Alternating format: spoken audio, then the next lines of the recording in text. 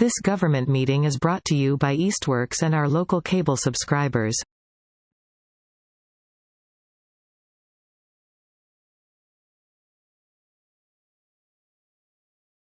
It has 120 feet of frontage on Everett Street. It goes back about 171 feet from the street. The zoning is R10, which requires 100 feet of frontage and 10,000 square feet. We've got double the area and an extra 20 feet of frontage. Questions from the board? No. Planning department, any comments, questions? No. All right. Motion to endorse the A&R for Roman Catholic Bishop Church of Springfield. Second. All right, voting to endorse the A&R. All those in favor? Aye. Aye. Opposed, abstaining. All right.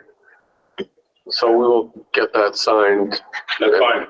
And coordinate with Jeff about pickup anytime after tonight. Tonight? Yeah. That's fine. Yes. So Jeff would probably pick that up on Monday. Yes. Sorry, I want to do this real quick.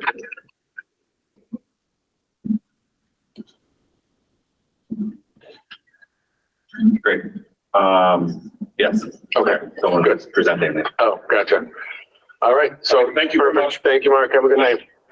All right. Next up, continued public hearing for Tasty Top Development LLC at 9395 97 Northampton Street. Excuse me, I can't hear you. Are these things microphones or? They are, but they only do what they do. This is, Well, they're not doing much. that's the best we can do. We'll try to speak up. Great, thank you. Yep. There is a seat that's a bit closer You there, can move up. There are some seats in the front row if anybody needs to. and we'll certainly respond and do the best we can to project a little bit better. So first up, I think we need a bit of an update from the applicant about where we are. Does that make sense? We've had a lot of back and forth on traffic and other items. Are you sure they're even on? They're on.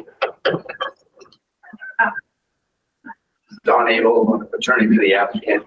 As a point of order before we address the hearing itself. Is your mic on? Is Mr. Cockshaw attending tonight? Is he? Yes, he's in row. He's on his way, but he is not here yet. Are there any issues with it? I'm not. We need 4 for a special permit, which we currently have 5, so we can move ahead. And if we're not voting tonight, he can watch a video and do the affidavit and still be eligible I to wasn't vote. sure if he had done that. It's been a while since we started this process, so I was. Oh, if he's missed one before? Yeah. I don't believe he has, but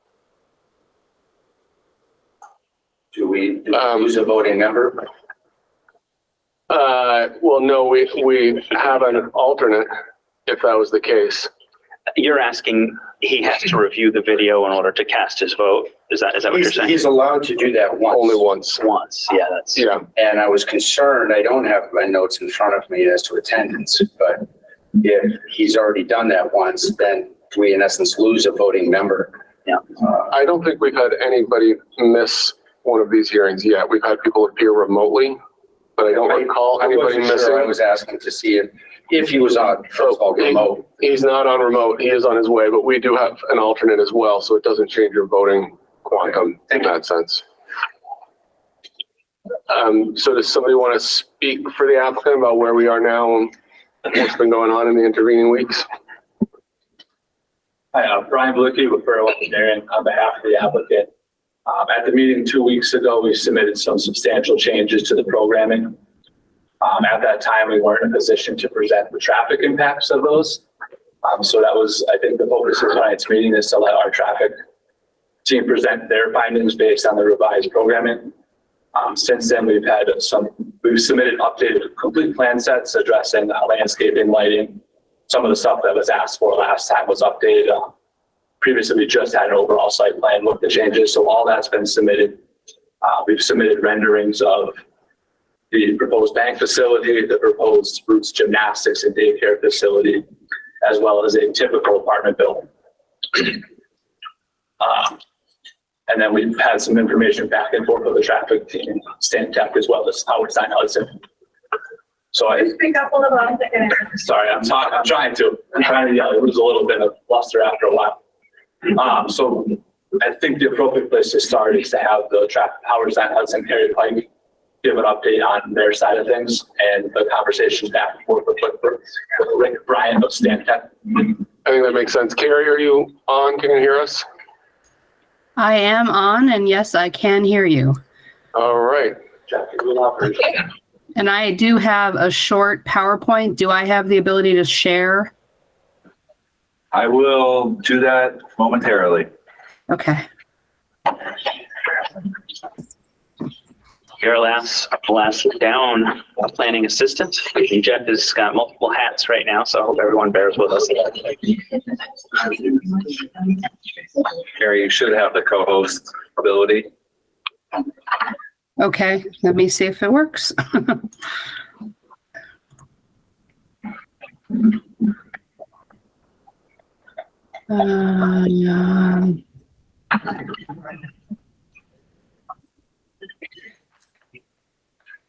Can everyone see that title slide? Yes. Okay, I'm going to put this into full screen mode. So as Brian said, we've had a lot of back and forth with the city and with Stantec over the last couple of months. And then most recently because of the program change. So I want to go over to start with that program change. So up at the top here is a summary of the current program, and the changes there were we replaced one restaurant with the bank, and we reduced the retail by 13,600 square feet, and one residential building was removed, but those units are being replaced elsewhere on the site, so there was no change in residential units.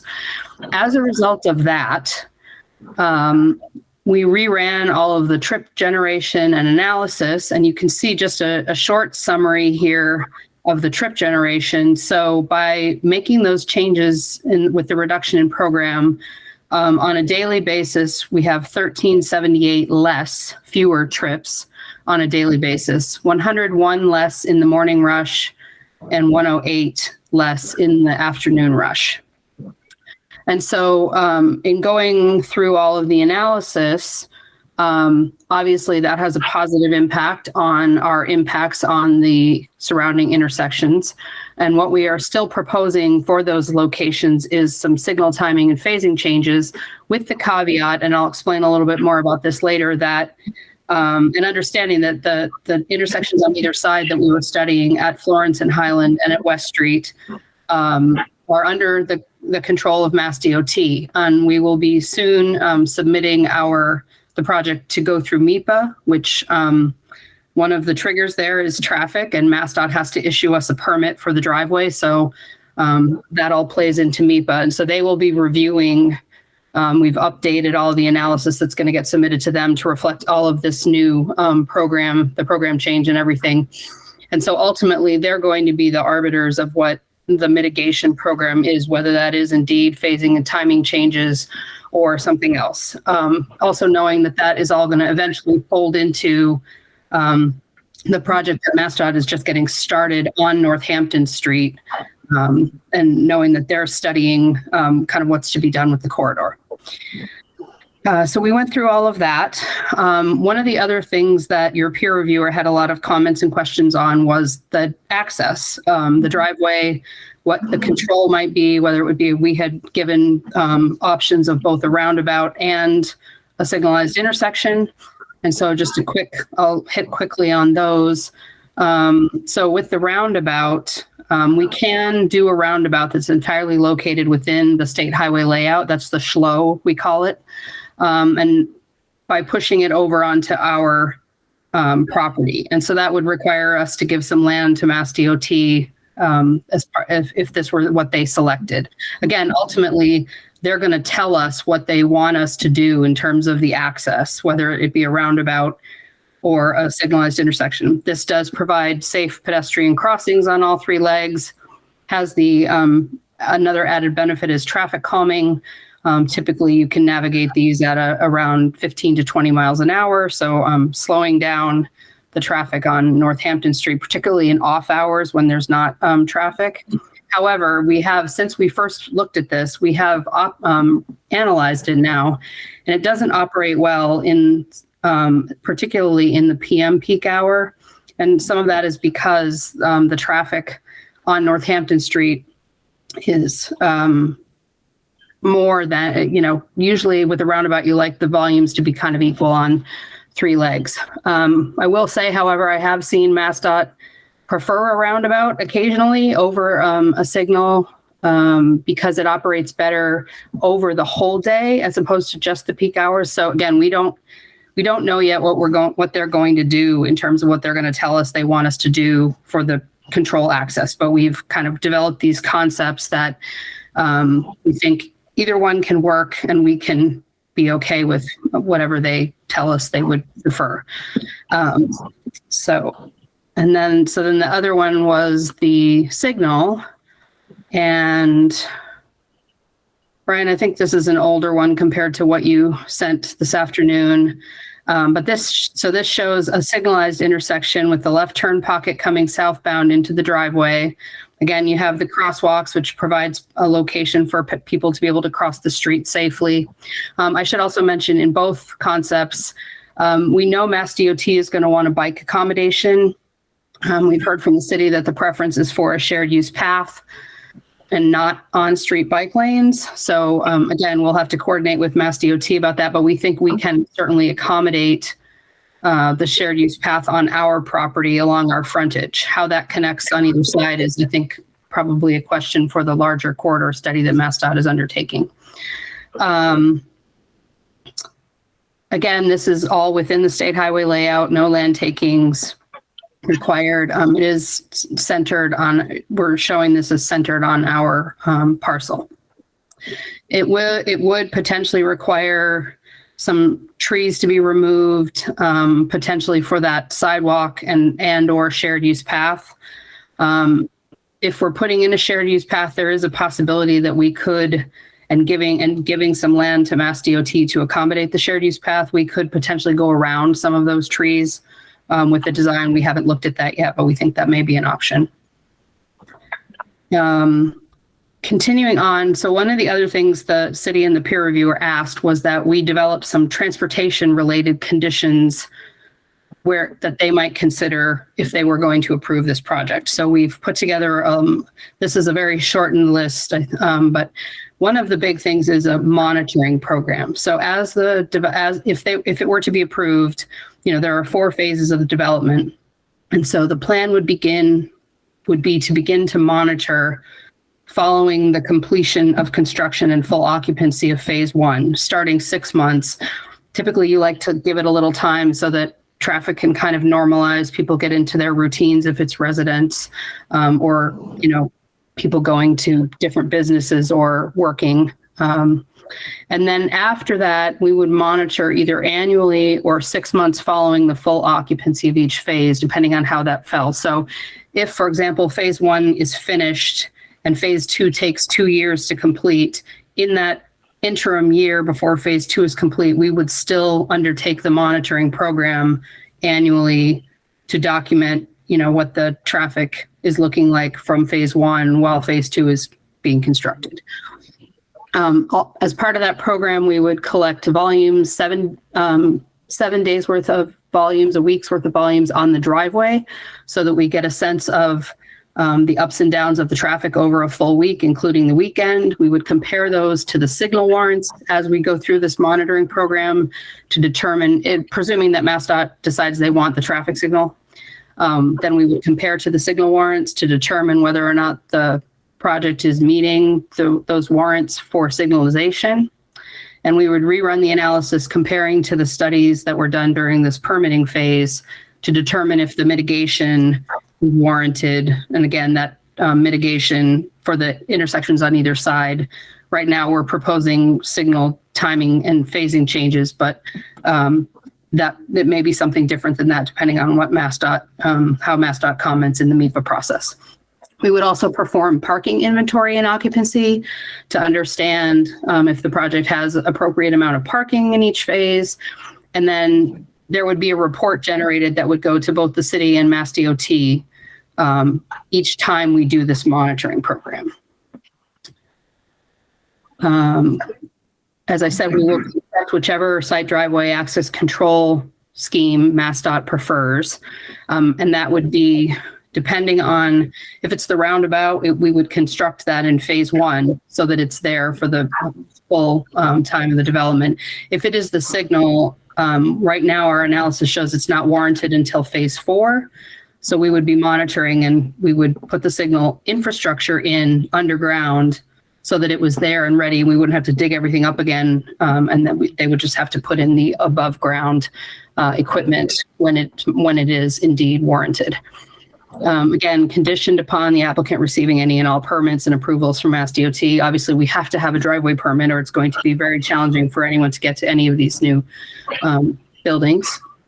We also talked with the city and the peer reviewer about constructing a driveway connection on our property to the Starbucks from the back. And so again, presuming that the owner of that property is agreeable, that would allow them to have access through our property to the signal or roundabout, perhaps more easily than especially folks that are wanting to take a left and go south out of Starbucks.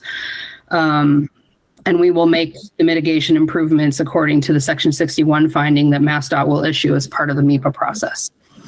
And the last thing is we put together a trip reduction plan. And so that includes designated carpool parking spaces on site, an 8-foot shared use path on site that would connect to the one we're presuming that MassDOT is going to want along Northampton Street, bike racks at each building, secure bike rooms in each residential building, an on-site Valley Bike Share Station, an on-site coordinator for transportation. So if you need information about transportation, there would be a person as part of the management team of the property that would be available. And then there will be on-site recreational services, a pool, community gardens, and playground, as well as on-site services, the bank, restaurant, and daycare facility. And all of those things can help reduce trips out on the roadway network. I think that is all I have. Yes. Yeah. I'd like to talk about the TMP if that's okay. Yeah, sure. So the TMP is annual, is that correct? Correct. Can you hear me okay? TMP Yes. is annual, thank you. Sorry, I gotta get back. TMP, I'll try and project more. Doing the best I can. TMP is annual, yes? Could you speak up? That's as high as it gets. So take it or leave We it. can hear this, TMP is but annual. we can't hear you. Please, folks, do the best we can. So yes, the TMP is intended to be annual, or if there is a phase that opens and let's say it happens in between the annual reporting, we would potentially do an additional report 6 months after a phase opens. Okay. So sort of whichever is a shorter time frame, if that makes sense. And I think I heard you say remediation in there, if problems were found, is likely to be in signaling. Is that correct? Modifying the lights? That is what we're currently proposing. Yes. Okay. Thank you. I don't have any great ideas about what else MassDOT might ask for. Other questions from the planning board? Harry? How do these two proposals affect Mount View Street? Sorry, say again. How do these two proposals affect Mount View Street? So with the roundabout, cars coming from Mountain View Street can come out, use the roundabout to reverse direction. So it will actually make it easier for them to make a left turn. With the signal, there is a small benefit, and probably more so in off hours, that the signal is creating gaps in the traffic. But again, there is the potential for queuing back from the southbound direction to Mountain View Street.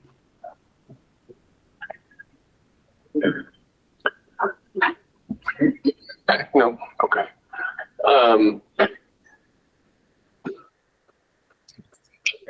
Jeff, do you have any questions or comments on this?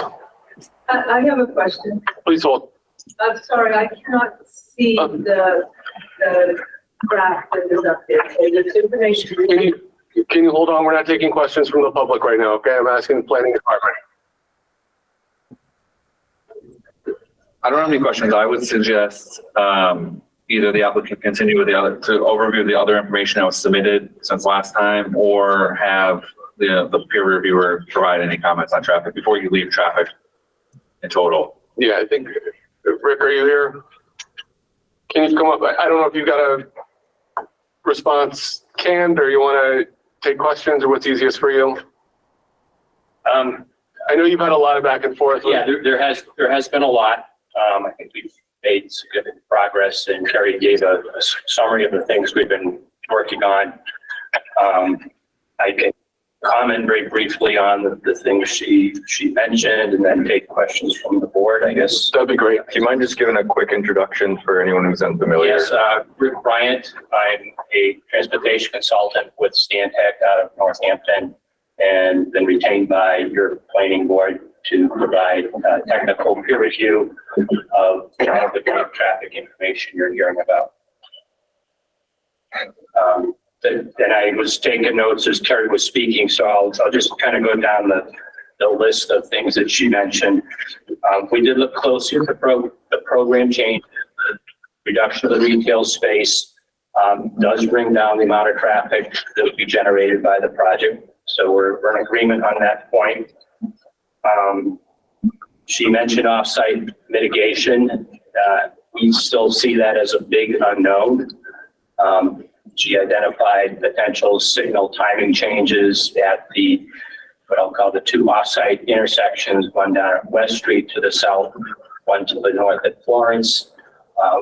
We've been of the position that the timing change is more of a maintenance function that could be done by Mass DOT, and that type of treatment might not, you can measure it with the magnitude of impact this project would have at those two intersections. But that's an issue that unfortunately I think won't be decided till the project goes to the next step that Kerry mentioned, which is the state SPIPA process. Since the project is on a state-controlled highway, all the traffic discussions that the applicant is having with your board, they have to have that conversation again with the people who own the road, Mass DOT, and that's a conversation happens through the MEPA process, and you're all included. This is really a two-phase process. What gets decided by this board is one thing, but there's essentially a second bite at the apple when they go through the state process, to the extent that your board doesn't act fully or is undecided on what to do along state highway. There is a process coming when those decisions can be made. So again, we're of the opinion that this signal timing changes probably don't quite cut it on the MEPA, but there's a state process to decide that. There's an ongoing order study.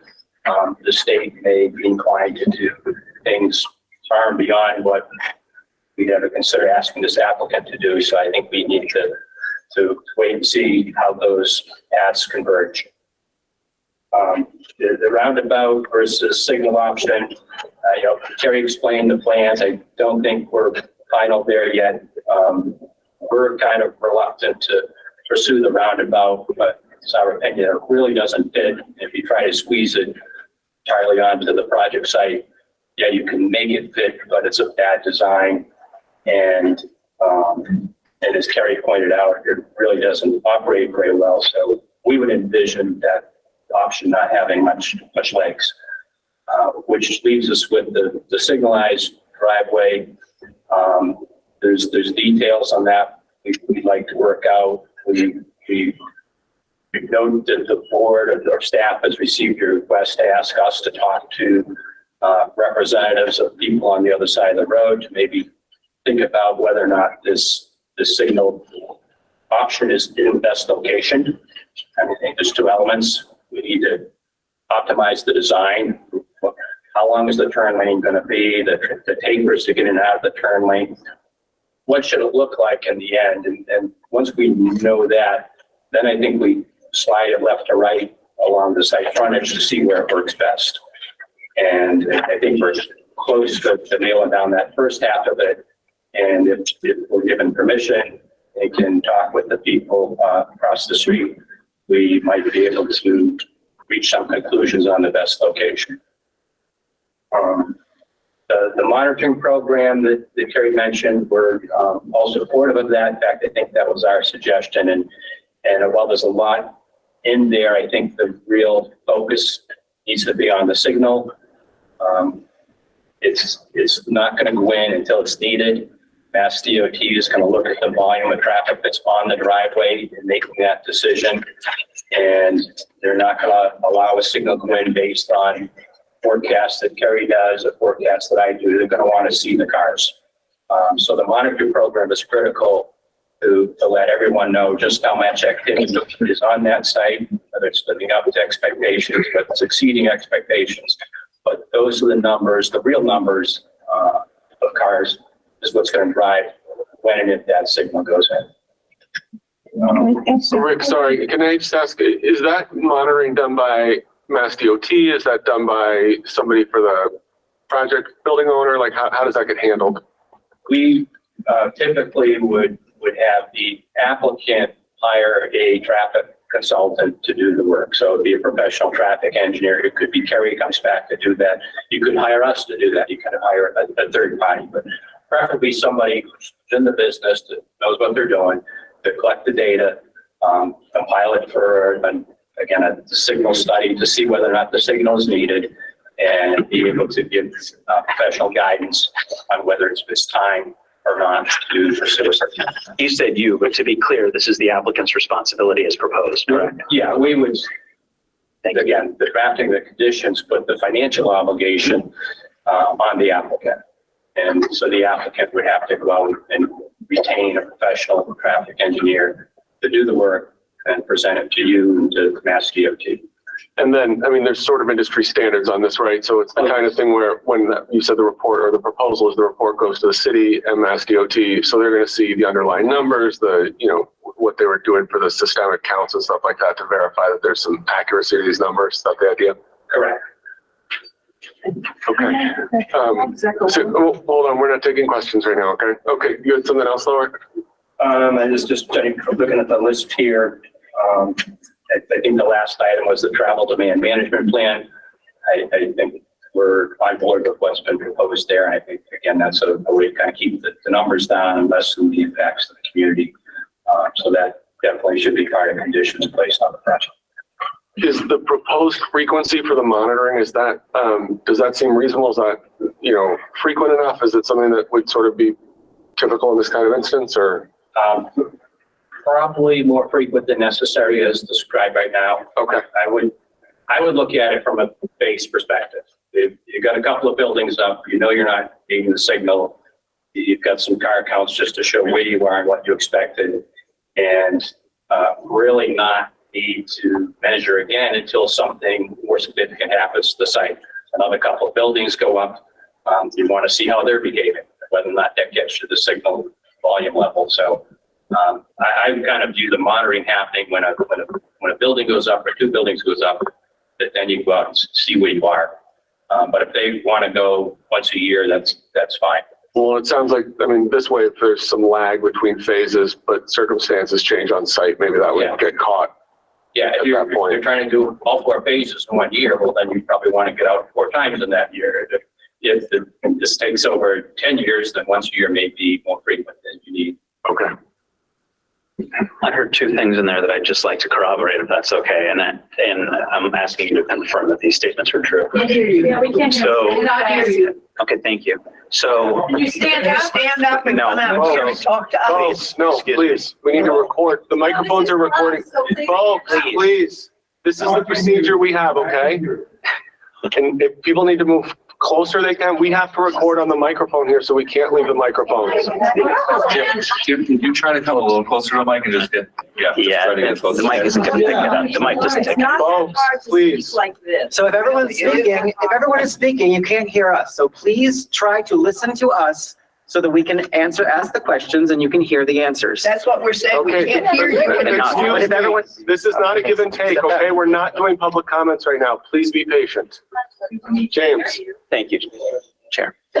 So the two things that I'm curious about, first off, are I think I heard you say that that you're not quite there, that you'd like a permission to financially go to a next step to talk to the neighbors across the street in order to pursue more information potentially about moving the location of the driveway. Is it your opinion that that phase, that's something you would desire to pursue further before a final plan and a decision of this board is made? The question was about talking to folks on the other side of the street, and yes, Stantec thinks the board benefits from getting technical input from those property owners and understanding their needs, their issues, alternatives that may or may not work for them. Not to say that the applicant can comply with all the demands, but there may be something there that we can meet on. Carrie mentioned like pedestrian accommodations, putting the shared use path aside to just come in and reconstruct the road and put in a left turn lane as talked about, put in 5-foot sidewalks and 5-foot bike lanes, which would be standard for Mass DOT to reconstruct the road. We don't have the right of way. So would the people on the other side of the road wanting to get a better alignment, think about, giving up some right of way in anticipation that Mass DOT may come and ask for it anyways. Is there something we can talk about now? And again, I'm speculative here what the conversation, where the conversation may go. But there's things we can talk about that may enable the applicant to put a better plan in front of this board, and a plan that has greater.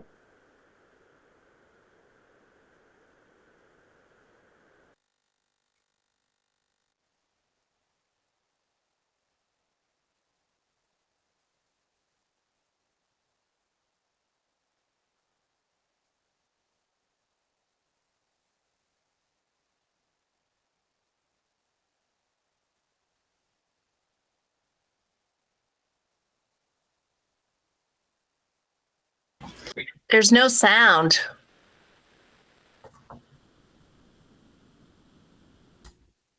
They seem like they might be frozen. Now we're, it's not a public meeting if we have no sound.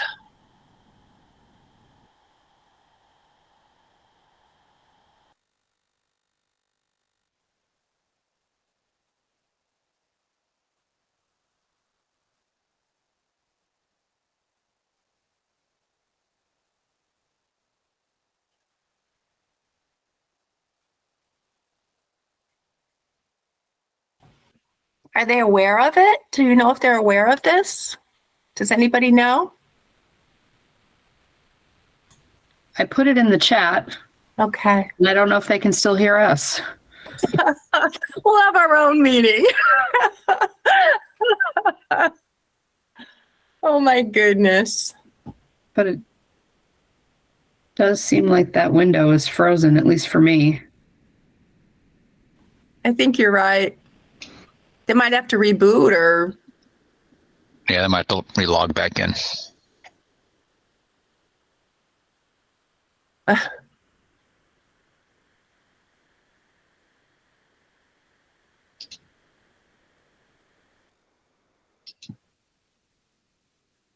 I can't hear it either.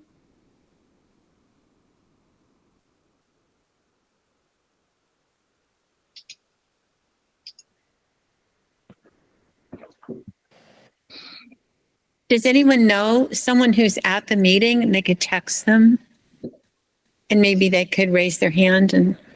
I don't know anybody. Oh, at the the meeting. planning board says we're working on the sound. Thank you. So they stopped the proceedings in order to do so, or are we missing what they're saying?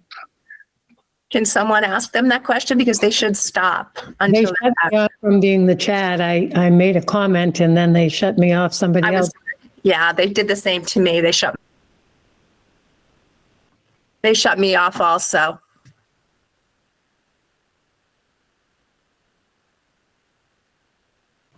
And they keep muting me also.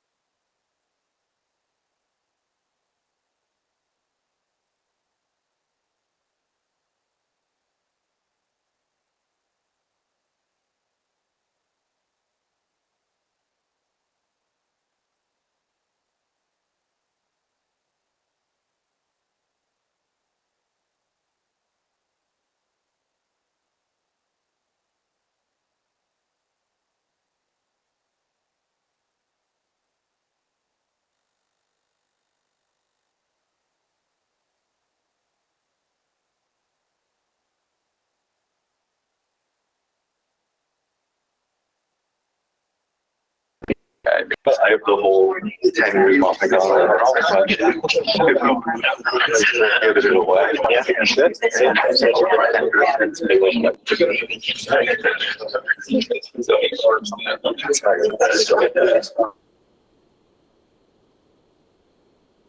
My work days are more casual than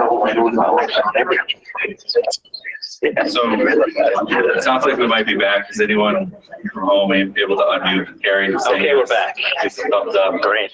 So I had to reset the Wi-Fi. All right, well done, Jeff. All right. Thank you, Jeff. IT is not my specialty.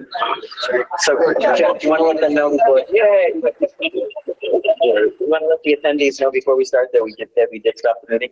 So that we did. So yeah, so the meeting was stopped, folks, when the online version froze. We've been waiting.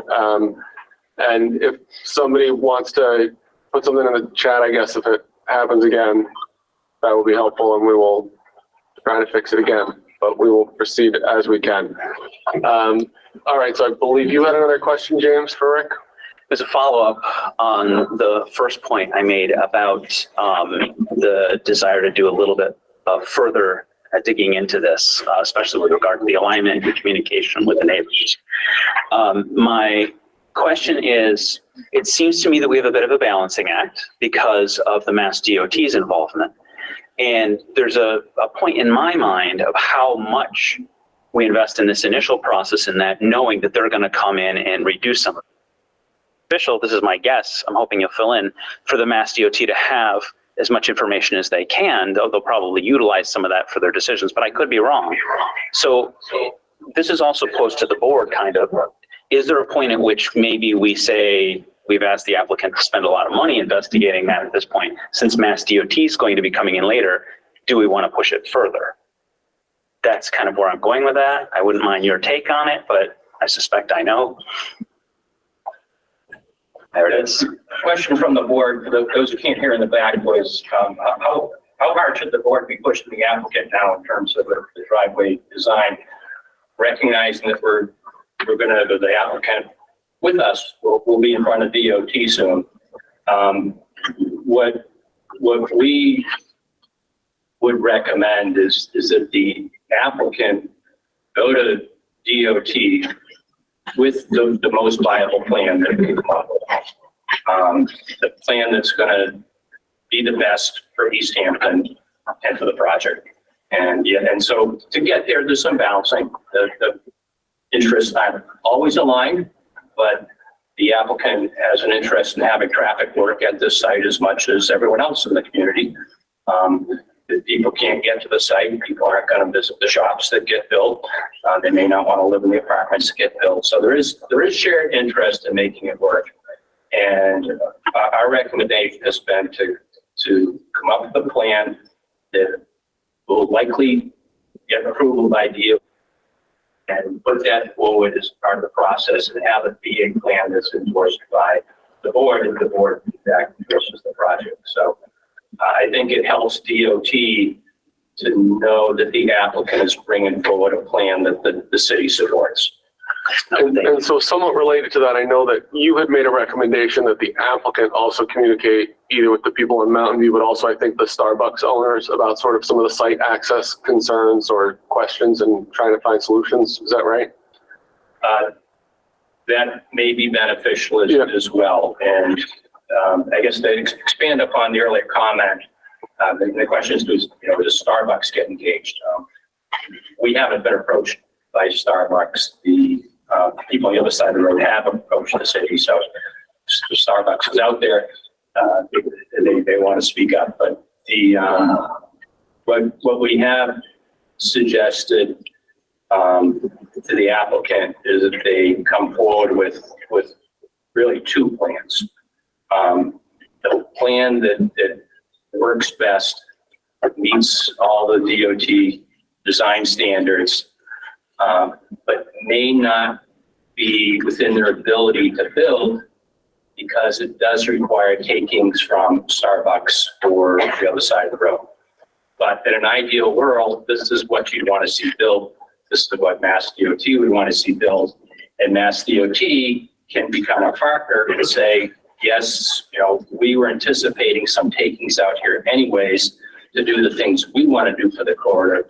So to the extent that, the applicant can't acquire a sliver of land from Starbucks, we'll take the land and then you can build what we want you to build. And what we've also suggested, and again, you saw two plans presented in the last submittal from the applicant. The other plan is the one that says, well, if we aren't allowed any takings from any of our neighbors, what fits? And that's the plan we've been looking at up until, let's say, today. Until today that we saw what I would say the preferred plan, the aspirational plan, which does extend work a little bit past the site frontage, but gets us a better design versus the plan we've been looking at up till now, which says all work stops at the property line. And that plan, I think, has some alignment issues. There may be some storage issues to the left turn lane so that it's a non-optimal solution, but it would at least let the board know that if Mass DOT or neighbors don't want to play ball in terms of allocating right away, you'll at least know what you could have the applicant do. So, I guess I'll start by asking the applicant, I mean, how, do you have a position on meetings with Stantec, property owners on the other side of the street, that sort of thing? Obviously not giving anybody a veto or, you know, a unilateral control over this, but getting in the same room and with traffic experts, hopefully trying to hash this stuff out. Is that something you'd be agreeable to participating in? Well, we're agreed to participate in it. Okay. So then I guess procedurally, Jeff, do we need to do anything? I think our scope was pretty broad when we retained Stantec about driveway access and driveway alignment and all of that. Do we think that we're still within the scope to simply informally send Rick and everyone on their way with authority, or do we need something more formal? I think the specific request was one of the abutters has engaged a traffic consultant, and the request was for that traffic consultant to engage with the planning board's traffic consultant. And that request came in between our two meetings. And so I think the suggestion was to have it discussed with you as the board at this meeting. And I think the scope was broad enough to ensure that the peer reviewer could look at adjacent properties and adjacent driveways. So I think it fits within the scope. As we know, the applicant is funding the peer review. We wanted to have this, just have an open dialogue. I think it was the current request I understood was for the abutters who have a traffic engineer to consult with the planning board's traffic engineer. And if the board is agreeable to that, Stantec was agreeable to that, and I believe the applicant just said that they are agreeable to that as well. Well, why is this an open forum with the four of us?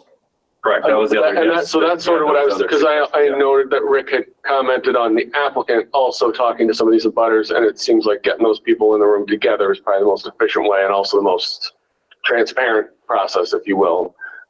So everyone knows what's going on. But do we need to do anything formal for that, or do we feel like this discussion is enough because we already have our scope of authority? I think just having the discussion was what we wanted to make sure that the planner wasn't making that decision without, consulting with the board.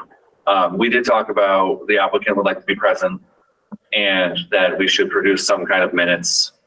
And that raised the question about the conversations that Stantec has had with Howard Stein Hudson is very normal and expected. And we have asked Howard Stein Hudson to put together a list of the meetings and some brief minutes about what was discussed. Because I think the concern was that new information was being provided when in fact Stantec was trying to get enough information from Howard Stein Hudson to come up with a viable plan set. Okay, that makes sense. That makes sense to you, Rick, as well? Yes. Okay. What about the time for all that? How long will that take? I mean, I think we right now have a few weeks till our next meeting, right? On this, if we went out, I forget what our date was we talked about. We were talking about July 25th was the board's sort of next 2 weeks, yeah. And Stantec is off possibly the week of the 25th, but that would allow potential time for the applicant to arrange a meeting with our peer reviewer. Okay. I'm assuming, but I think that seems reasonable for now. I definitely don't want it to go on and on. Yeah. Okay, I think that makes sense. I think before we open it up to public comment, I think we'll move on to some of the other modifications that have come up since the last meeting. Does that make sense for the applicant? Yeah. Thank you, Rick. Don't go too far away.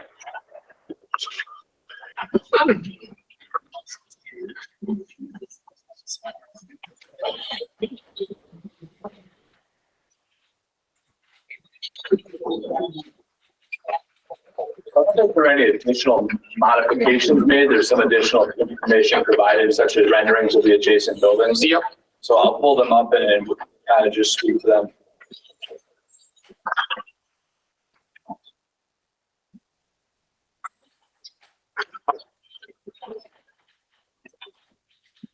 yeah.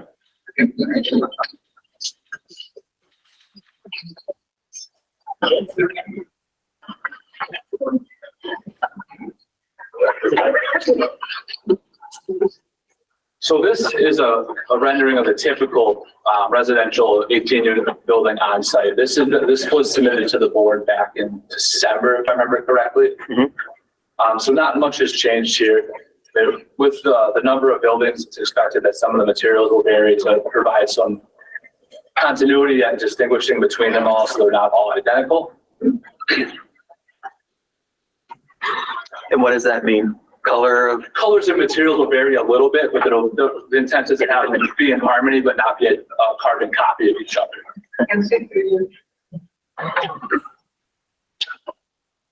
So this one has been in front of the board before, and I don't know how to. If you do the arrows halfway on each side, that should change images. I failed, Jeff. It was a mystery as what was next.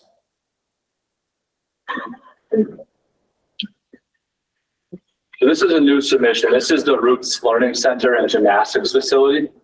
So this would be the first phase of the project. So it's a pre-engineered metal building, but it's intended to be dressed up with a variety of materials with cultured stone siding, stucco vertical pillars to bring some color variations into it. A lot of storefront glass up and down on to low, and awnings over the entrance to provide some depth to the front of the building. And inside it's basically a giant gymnasium, essentially. Yeah, I mean, the building's split left and right. The daycare is a little bit bigger, so that'll be more fit up office, office type environment, shoot up walls. The left-hand side would be the gymnastics facility, which is clear span, wide open. That's what's driving a little bit of a taller building. It's 20, 24 foot eave heights, is to allow that headroom for the gymnastics to function. Just to clarify, the gymnastics center is not going to be like a giant gymnastics center. It's more of a feeder program to the main facility in Westfield. Westfield has about 20,000 square feet for the gymnastics component. It's an Olympic level facility, training facility. It's meant for more elite. Well, they have a kids program, but they progress into a team, more of a elite program where they produce D1 scholarships for the gymnast. So this is a smaller program. It's only going to be 7,000 square feet. It's geared to find train little ones and make it fun and provide a basic core level for gymnastics. And then if there's someone who wants to progress more premier and elite, then we'll recommend that they go over to Westfield. So it's less than a third of the size of the Westfield facility. Okay. And the other side of the building is the daycare, and that's pretty much a mirror image of a daycare that's in Westfield right now. Okay. So I appreciate you guys discussing the materials, just because only the colors obviously come out on these renderings. Do you mind going back to your previous rendering of the apartment buildings and explaining the materials for that one as well?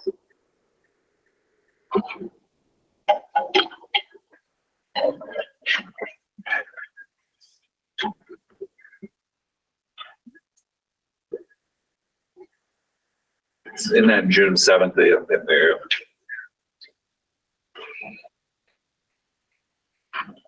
Thank you. Okay. So 90% of the building is going to be like a hardy board. It's a composite. Frank, if you are going to talk at length, we should get you the microphone because people online are probably struggling to hear. I'll try to do that. So most of the building, about 90% of it is going to be like a hardy board panel or hardy board trim. It's a composite material. It's got some cement in it, and it lasts a lot longer. It's pre-painted. It's very common. You're going to see it in a lot of the current houses nowadays, or some of the more high-end houses. And it's also fire rated. So it's handles much different. It's more of a commercial product than it is a residential product. They have shakes in it. You can have like clapboard, and that's what we're doing. Different textures of the clapboard versus the shakes versus like a barn style with batten and barn. The rest of it on the base around the perimeter of the building will be like a culture stone, some type of either stone or cement. Stone looking that placed together, and we generally carry that up to the bottom of the sill for a window, That's also really good for protecting around the building, or if someone throws a cigarette out of a window or something like that, it won't light up on fire on the base of the building. And so the rest of it, they're high-end commercial windows, and there's P-TEC units, and you can see a couple of units where they're bringing fresh air into the building, a vent underneath the windows. Great. Great. Thank you. Good detail.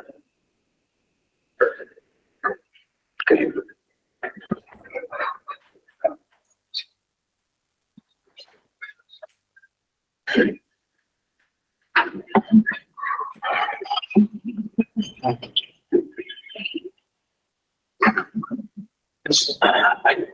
I'll try to speak for the architect for this. We are not the architect for the Greenfield Savings Bank, but in general, it's very similar. It looks like they have hardy panel or a horizontal metal panel with that gray at the top of it, or the brown, I'm sorry, the light brown. And the rest of it, a lot of storefront glass, commercial grade products, and then these vertical lines that are going up it. It's possible that it's a stone product. Okay. Quick question. Is that going to be a drive-through? Do you know if it's going to be?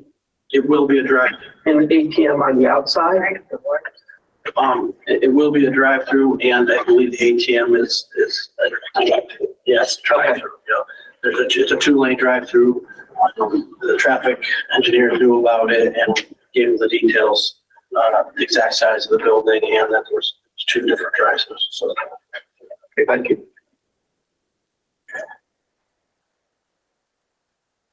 and right now, those are the only renderings that we have. There's we're going to ask for a waiver for the I want to say there's 3 other buildings that we don't have rendered at this time for, and we'll be more than happy to come in when that progresses to the point where those would be possible to build.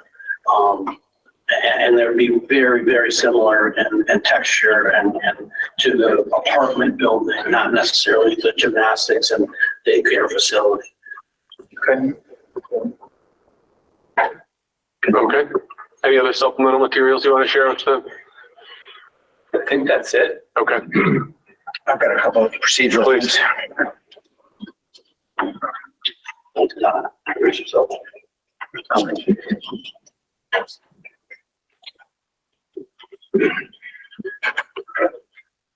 John Abel, attorney for the applicant. 2 of the changes that were made to the project design for the aforementioned bank, the original plans provided for a restaurant pad to be there, and I think we've introduced it conceptually that it'll reduce the size of the footprint. Also has a reduction in impact on the parking spaces required, as well as the average daily trips. Banks are not specifically included in the list of uses in the overlay district. I put together a letter that outlines our request for a waiver from that restriction on development. There's a provision in the smart growth zoning bylaw that provides for the planning board to be able to provide a waiver of some of these requirements. Generally, I think that the way the basis for the request is that there were 2 overlay districts originally established. The highway business corridor mix came in later. It's my understanding that when the bylaw was reviewed, there was a review made of the existing uses that were outlined and the various approvals or controls that were established for each of those uses. However, there was not a review made of what uses might be appropriate in this overlay district as opposed to the neighborhood and the downtown mixed use district.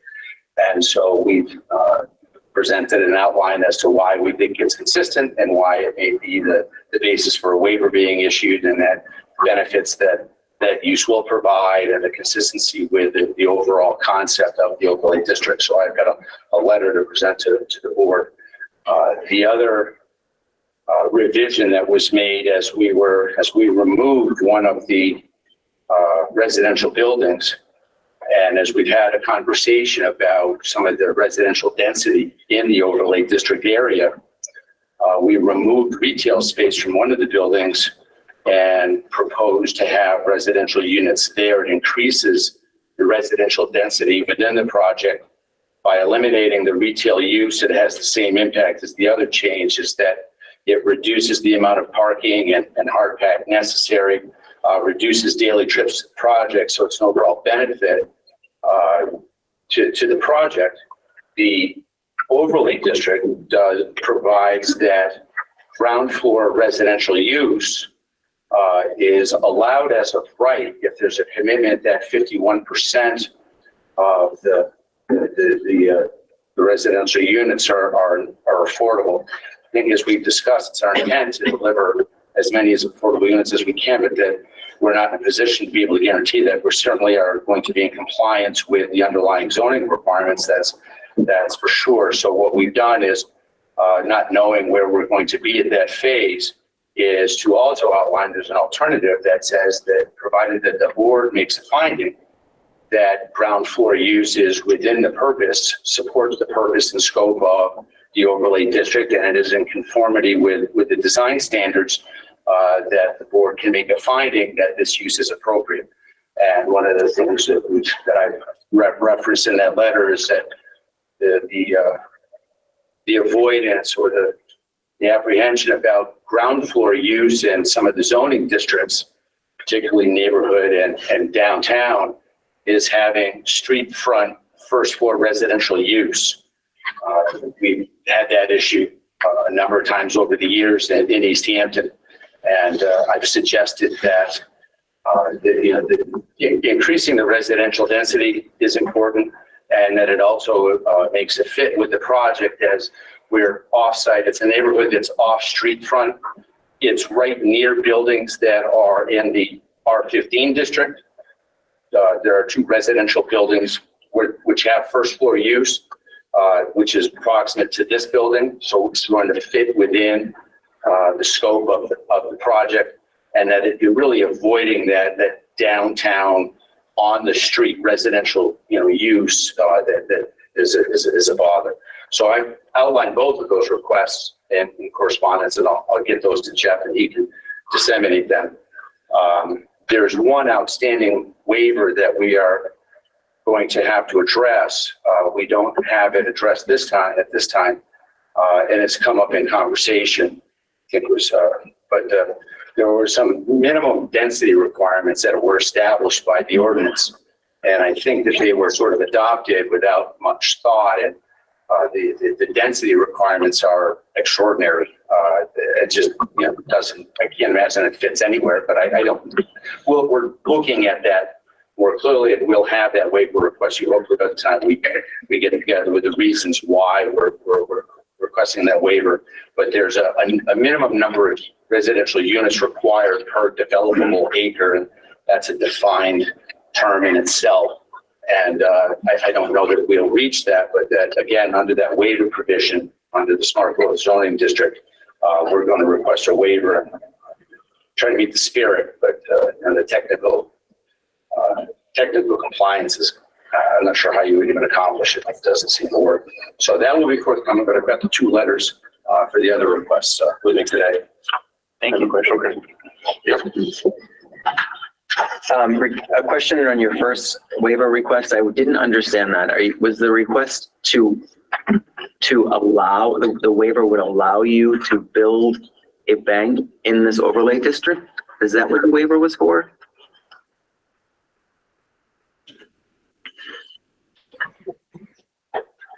There is as you're accustomed to in the other portions of zoning, there are tables of yes.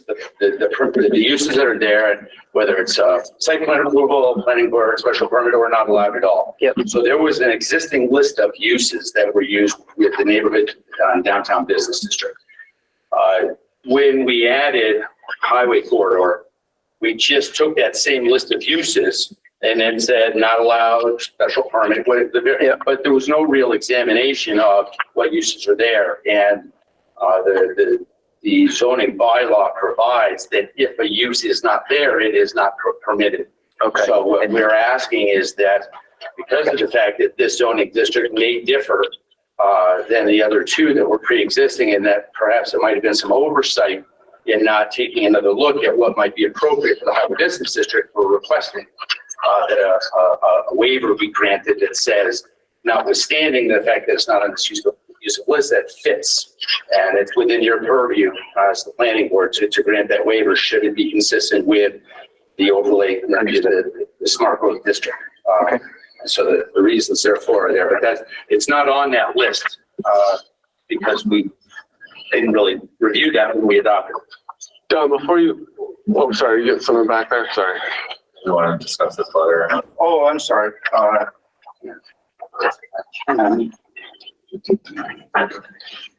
Pretty sure it's two, because there's already a bank with it's bank. Downtown business. Five there, if we want to distribute them down, there's 2 sets in there. Same thing? Yes, as part of there's a more detailed description in there. I wanted to know, so it should remind me that, highway banks are allowed in highway business district within a mile in each direction. There are banks. It's consistent. I pointed out that in terms of the concept of establishing these neighborhoods and allowing walkable access to necessary resources, that having a bank associated here is going to be of a benefit to this community as well as other portions of the community, and it's certainly consistent with the intended use of both the smart growth as well as the highway business district. So we're not looking to introduce something that I don't know would be there. One other contingency that we're having to address that's come up is the septic, that's waste for the project. There is municipal access. It's going to take some work, but we can proceed in that fashion, but it's going to work a lot better and more efficiently if we're able to tie into the sewer interceptor, which is at the rear of the property. There is an abutment, so the city's sewer line runs, I don't know how many, not very far off the back property line. And we are actively engaged in negotiations with that property owner to obtain easement rights so that we can connect. And just as an indication, some guidance or comfort to the board that that's in fact the case, I've got correspondence from the abutters attorney confirming that we're actively involved in those negotiations. So there's nothing there yet other than we are in good faith pursuing that issue. And Don, can you update us a little bit on what's going on with the Conservation Commission too? We have not met since the last time. We are meeting with them next Monday, the 10th. The first meeting that we've had where we'll address, so there was a Conservation Commission meeting, address some of our remediation efforts, but in terms of the project, the request from the peer review was that they delivered their report the meeting for the 10th. So that's when we will hear, and we will make sure that the court gets that information as soon as possible. Okay. Thank you. Thank you. When you're ready for it. Question 4. It's just on different items that we haven't heard about yet. Maybe I'll beat you to it because I was going to ask Jeff, can you give us a brief update on, there was the school issue and the performance bond issue? Sure. So the planning board has received a technical memo stated June 23rd, excuse me. It's available online. All this information is available online. A note on the way in said that. The memo covers a couple things. There's a detailed summary in this memo about the school enrollment study. So in January, the mayor announced that she and the city commissioned a study to measure the impact of permitted or potential new housing on the Easthampton School Department. And so that study looked at several projects, including this one, the elementary school reuse, the Ferry Street development, the project on Loudville, and that's all detailed out in that report, which is also available. And generally speaking, so the projection over the last, so from 2012 to 2022, the school enrollment has decreased by 11%. And then this study projects that enrollment over the next 10 years, which is 2022 to 2032, is projected to decrease by an additional 11%. That's 152 students. So what the purpose of this study was to have educational professionals look at these developments, the number of bedroom units, and the timelines for them to be built and occupied, and project out how will especially the Mountain View School handle that. So it notes variability. So some of the projects are not permitted, but if all the projects noted were permitted exactly as proposed and built, the student yield, the increase would be between 129 and 167 students over the 10-year span, which if you heard the numbers, that's about a wash from the decline in enrollment we're projecting without any projects to the new enrollment with new projects. So that's summarized, and the information is detailed and available there. That's great. And there's a presentation that the school committee received. So this document links to that, so you can watch that presentation of the school committee. And when you say you mean all the way back from 2012 or from that second year reference? What was it, 2021 to 2022? Correct. Wash may not, if I'm using that term, it may not be the right term. It's Just for clarity. the projected enrollment over the next 10 years is projected to decline by 152 students. Without these potential projects. Correct. With the potential projects, all of them, which is noted to be unlikely, somehow they may not all occur. Projected maximum is 167. So that's an additional, 10 students over a projected loss. That clarifies. Right. The report does have a lot of caveats, which these are projections. The only thing they can calculate with surety is the buildings that are under construction. So that's the methodology that school departments use. Thank you. And then performance bond was the other issue that. Correct. So what the memo states is that the Conservation Commission is also talking about a bond, which is the applicant would put up enough money for certain parts of the project to get built, especially stormwater, so it's basins and underground piping. So they will be requiring bond for certain phases of the project. And then under the zoning, which the section is noted, it clearly gives the planning board, the authority to require a bond. It's sufficient to cover the costs of any or all parts of, whatever is conditioned. So I think that would have to be a discussion that the board would have. Well, it actually requires that, right? Unless we waive it. Correct. It's kind of interesting. It flips it on its head. Right. What we normally deal with. So you're correct. So it says, yeah, you're right. It's required, but also may waive certain elements. So, I think the planning board would have to have a discussion about the most important parts of the project to require a bond for, based on the phases that are proposed. So that seems like it's going to come a little later. And coming up with an amount will be really interesting. It does mention there, like how to frame an amount, but not very specifically. Right. So that'll be. And some things will be easy to identify an amount for, and others may be difficult. So you have to have that discussion. If I could on that issue. Thank you, Don.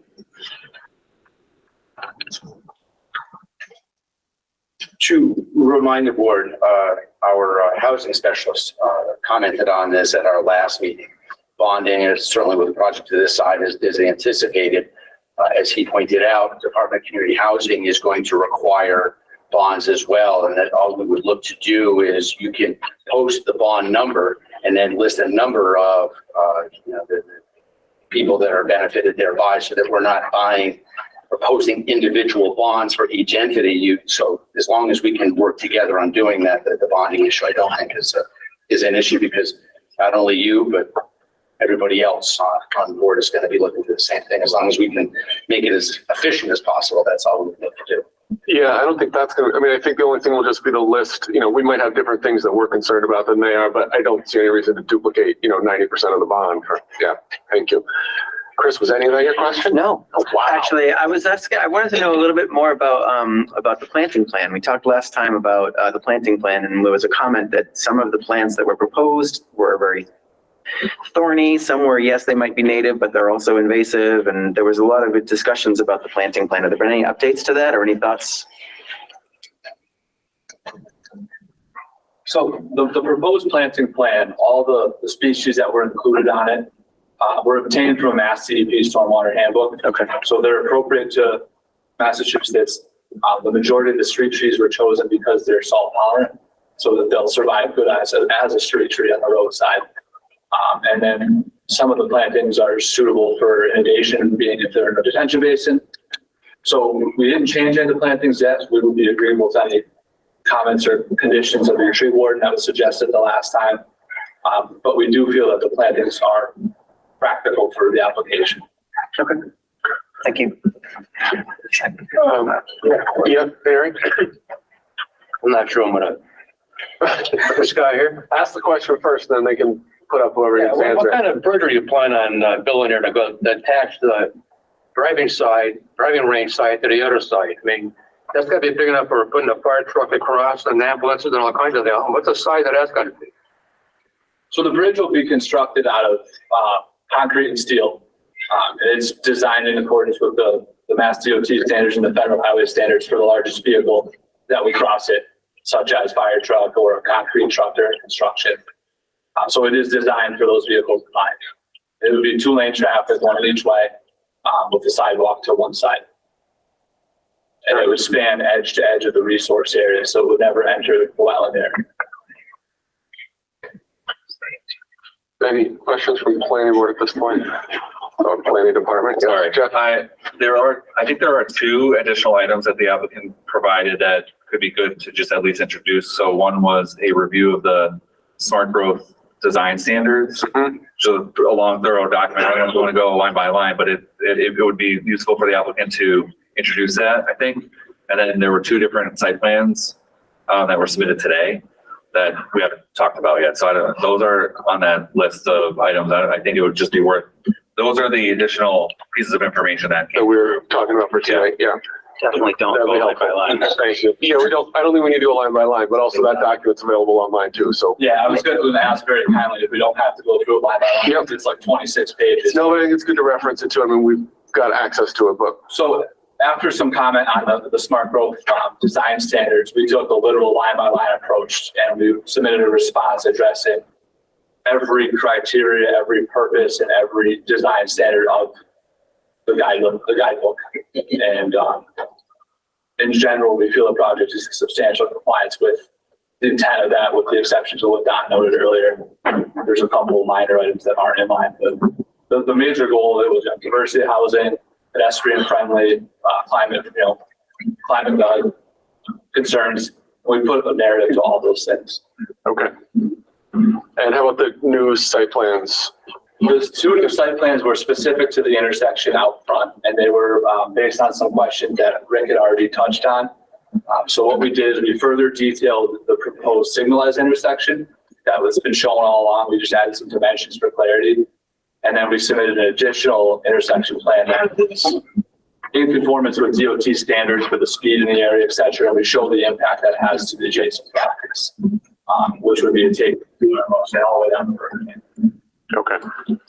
And that was what Rick suggested. This is the ideal scenario, and then the other one is what is we can control, we can make happen. Could I? Yeah, please. I think it would be worth showing those, just because the only presentation the board has seen so far is the roundabout, which has been noted as having some flaws. So thank you. Be very helpful. So this is the. So you're not sharing just yet, I think. Grab the share.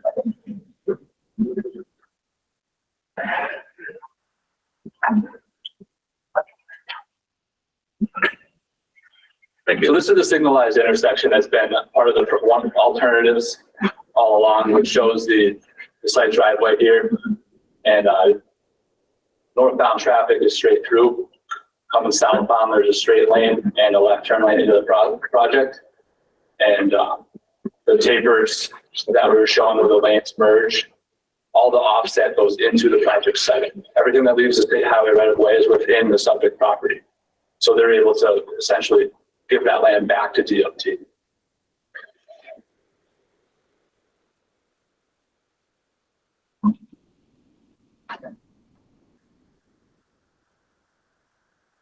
And then this is a version of that same plan, but yet extending the turning lanes north and southbound to be more in line with Mass DOT standards.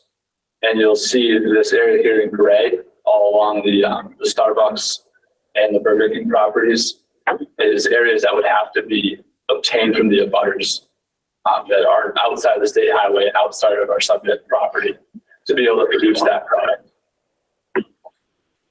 And you can see there's some substantial impacts to the driveway to Starbucks, stormwater management system, the exit driveway to Starbucks, and it starts to approach even on the driveway to Burger King. So I think these were the two options that Rick had suggested that would be the leading contenders to submit to DOT, but at the end of the day, everything we've submitted so far is a possible outcome that we may see them ask for. My understanding is there's been no conversation with Starbucks as of yet. Other than you'll see actually in the corner here, we've added a potential connection that was requested between the two. And I know it was a condition at one point of Starbucks approval. I think that may or may not have been before the second driveway was added and it was one-way circulation. But we're showing that there are provisions made for it. It wouldn't impact our parking or our circulation. So if we can make that connection between the two, work with them, we're willing to do it. Any other questions from planning board? All right, we'll take some questions both online and in here. I'd like people to focus on asking questions to the board, and then we can sort of pass them along to the right people instead of having to go back and forth between speakers with either the applicant or any of the traffic people, but I think that would be most helpful. Klein, you want to start us off? Marty Klein, 7 Stone Peck Lane. Evening, everybody. Couple of short comments, slightly longer one. Some communities have a rule that applicants are supposed to submit new submittals a week before the meetings. And consistently, this applicant has dropped submissions a day or two before our meetings. It makes it harder for you all and the public as well to understand all of this when it comes at the last minute. That's my first comment. Including the Greenfield Savings Bank is interesting. I did a little research into the banking industry, and banks aren't building buildings anymore. Much of it is online, as you know. So it's highly aspirational that they're including Greenfield Savings Bank as part of their integral plan. And also that doesn't come until phase 4. So that's 6 or 7 years down the line.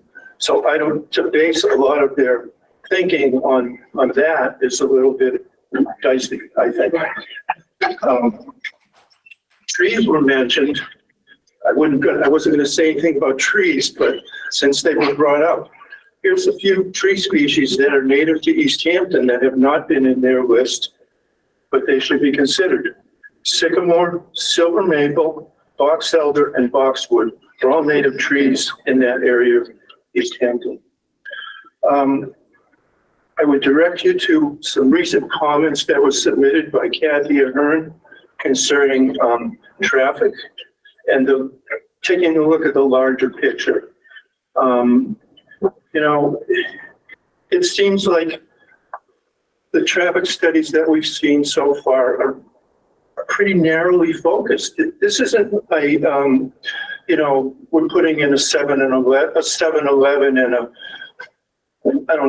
Kentucky Fried Chicken. We're talking about a massive development that is going to have effects on the entire community for decades to come. And to just take this narrow view of this short stretch of Route 10 without considering the streets that feed into Route 10 and the fact that people are going to be taking alternate routes to avoid the traffic.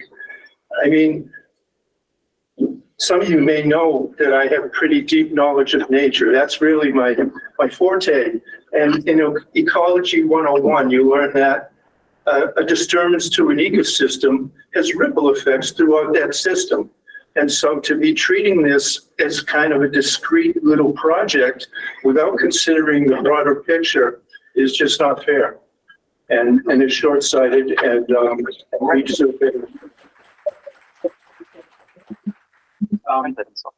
and I'd like to, let's see, so please read Kathy Hearn's comments, but I think she spent a lot of time researching those, and it makes a lot of sense looking at other streets that are going to be affected and the bigger picture. How's it going to affect the downtown? How's it going to affect other places in the city? That's important to know as we consider this project. Lastly, I would like to read a column that was in the Daily Hampshire Gazette today. It's called Balancing Opportunity and Community Impact, the Tasty Talk Parcel Development Proposal. Put my glasses on for this.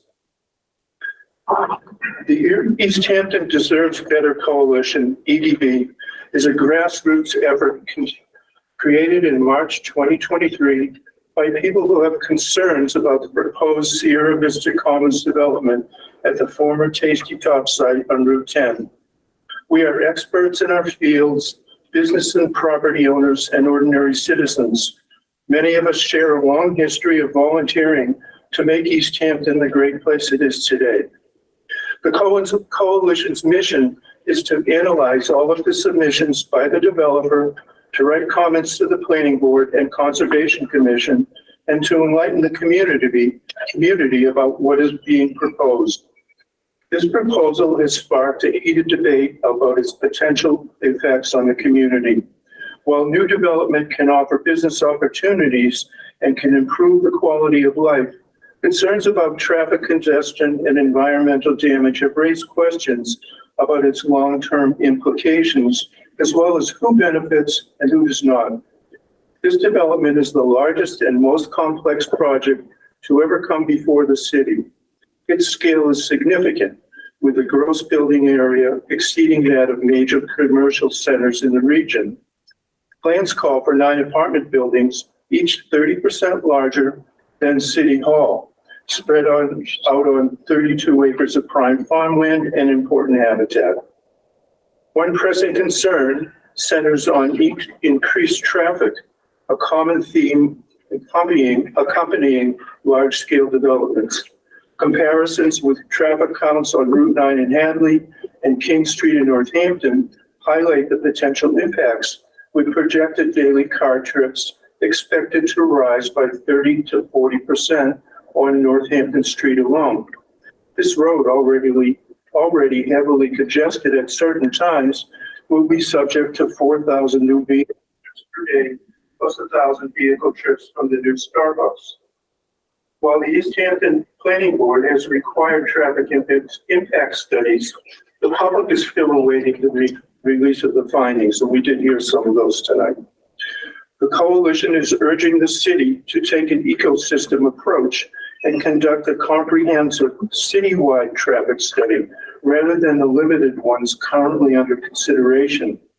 When Route 10 is congested, drivers will seek alternative routes, and those streets must be considered as well. Such a study would provide a clearer understanding of the traffic, parking, and economic implications associated with the proposed development. EDB advocates for transparency and community-oriented results rather than individual developer benefits. We are urging residents, wait a minute, I'm going to leave that out. The future of the Tasty Talk parcel development will shape Easthampton's community and environment for decades to come. We support wise development that is future-oriented, community-focused, and environmentally protective. To date, what is proposed is not unlike so many developments of the past century, where developers and industrialists cared little about community and the environment. This is no longer acceptable. We therefore ask, will people in the future look at this and say, what a wonderful place, or what were they thinking? Thank you.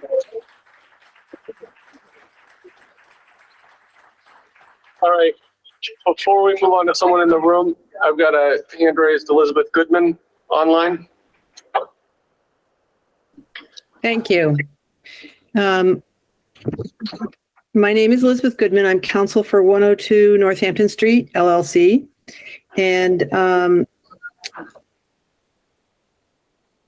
a few weeks ago, our client had a conversation with the tenant, Pat Kassam of Fry Ants. And Cott told them his peak day of the week customer traffic is on Friday and that he had more than 1,000 customers in one day. And as you know, the Easthampton Planning Board has required Fire Ants to use Mountain View Street as their exit. And all of these 1,000 more customers per day are coming onto Northampton Street from Mountain View. And I note that the two major options, putting aside the roundabout, we're glad to see that Stantec has said it doesn't operate well.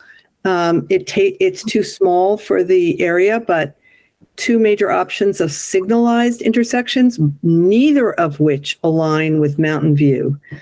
Despite our clients' continued efforts, they've hired a traffic consultant, and I'm going to give you a very more short introduction and ask that you allow Derek Hugg, who is also present from Pear Corporation. Stantec was approached by our traffic consultant, and we applaud the board's discussion of this request and hope that it does produce a better outcome. At this point, the Howard Stein Hudson traffic impact study has not taken into account any of the traffic on Mountain View, and it does not address any future potential for these commercial parcels. And the Cernock family intends to use these commercial parcels, and Keith is here tonight, and he would like to speak to you as well when I'm done. So we just remind the board, you have a very big role in the future of your community and a burden to produce a community outcome, not just an outcome that is easier for the applicant. And your critical role demands attention to the future you want to see on this road.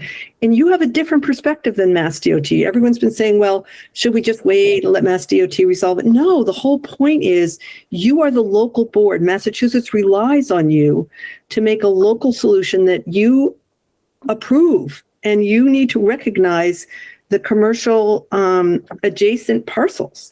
So we hope that you are persuaded to look at the access proposals and keep that in mind.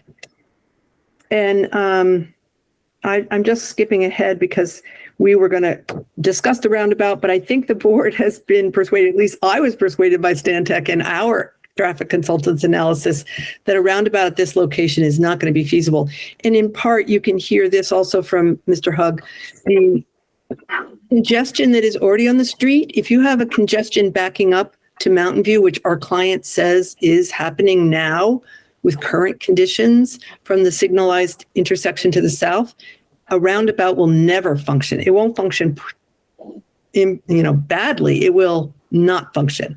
So it doesn't work to have a one idea of a view of one intersection when you're using roundabout. And with that, I'm going to ask if the board will recognize Derek. Yeah, I think that's fine. Thank you. Good evening, everybody. As Elizabeth mentioned, my name is Derek Hugg. I am the managing traffic engineer for Park Corporation. I am based out of our Lincoln, Rhode Island office, but I am a registered professional engineer in the state of Massachusetts, as well as a professional traffic operations engineer. And based on what I'm hearing tonight, it sounds like the roundabout option may be dead, but if you'll permit me just a couple of minutes to pile on for just a second, I do want to make a technical clarification about the roundabout options that as they are shown. Because I don't think this has been made clear. The roundabout options that are being shown are not standard roundabouts. The roundabout options that are being shown are what we call, and traffic engineers call, mini roundabouts.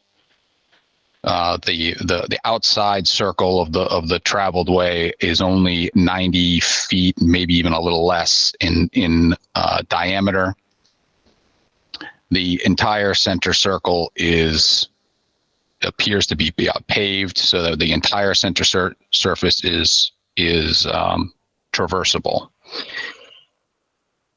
If you go through MassDOT's planning and design guide for roundabouts, this type of context, this area with speeds what they are, truck percentages what they are, volumes in terms of disparity between the main line and the side streets being what they are, this concept, regardless of whether it fits in the right of way, regardless of all the other things, does not fit the character of this corridor.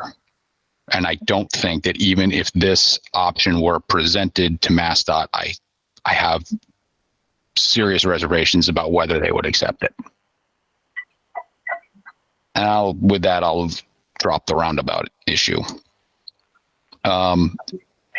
Listening to the presentation, I'm somewhat startled by the fact that we're at this point and there still isn't a preferred alternative. It sounds like the applicant's plan here is to put 6 options in front of MassDOT as part of the MEPA process and let them select which one they like best. And this board has a say in what happens there. You don't have the ultimate final decision, of course, that belongs to MassDOT, as has been noted several times. But your opinion matters. And presenting the preferred option to MassDOT and allowing, and then having them suggest that what they do like about it, and if there's parts of that they don't like about it, and that they want revisions to, should be, in my opinion, what this board strives for in their decision. If we're ignoring the roundabouts and we're going with the signalized option, there are 3 signalized options that have been presented to the board. One that has popped up on the screen a couple of times tonight that leaves the applicant's driveway and Mountain View offset. As Elizabeth just noted, through the recent developments where Fire Ants has put a lot more traffic onto Mountain View, trying to exit onto Route 10 with what will be another major intersection roughly 100 feet away. Though that same option shows a left turn bay into the applicant's site,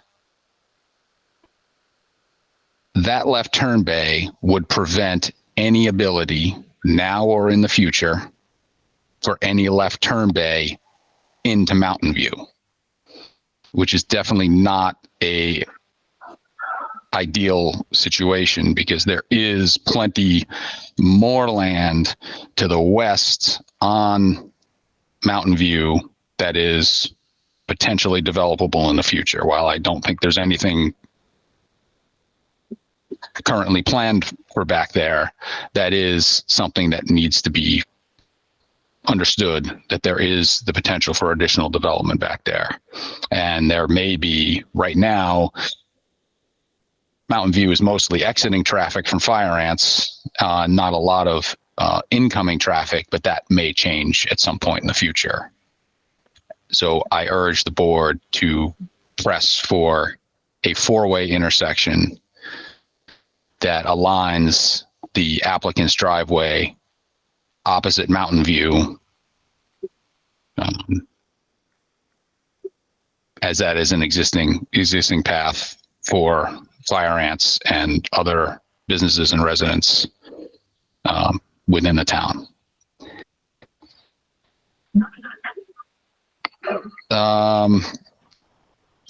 While I understand that MassDOT will control the ultimate timing of the installation of the actual signal equipment, I think it's important that this board consider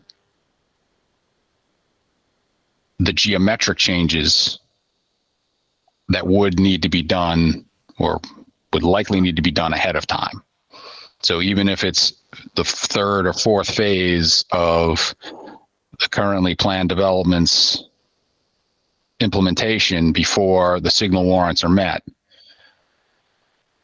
what these driveways look like and the geometry of these driveways would likely need to be set before phase one is implemented. I think that's all I have to say at the moment, unless Elizabeth, you've got more that you want me to speak to. We're gonna go back into the room here and then we'll go back online, okay? Somebody else? Yes, please.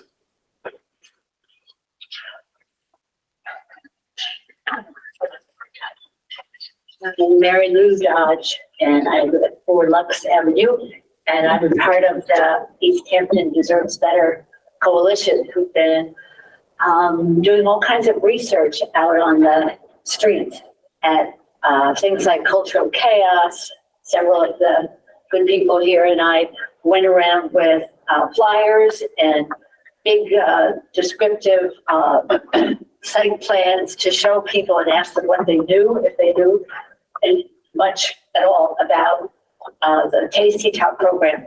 We've been outside a couple of the grocery stores and gone into stores, and we'll be doing a lot more of it. So far, this is an informal kind of research, but we'll be collecting names.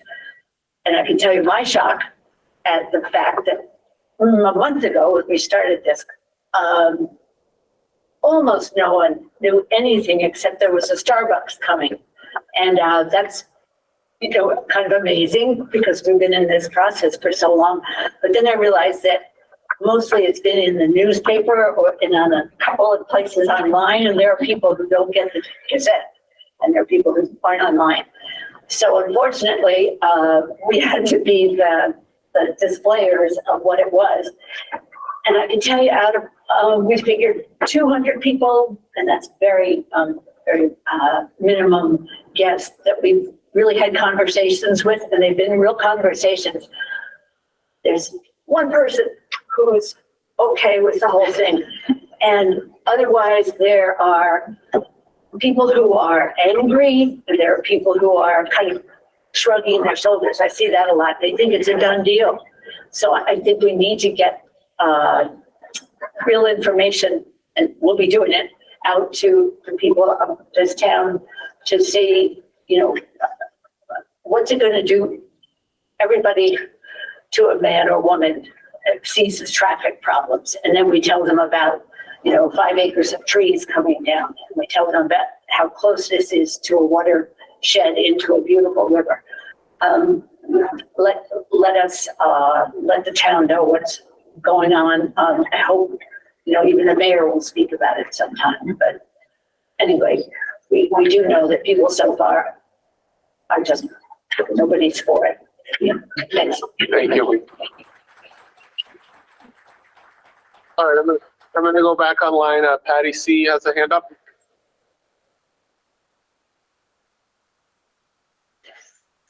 Sorry, couldn't find the unmute.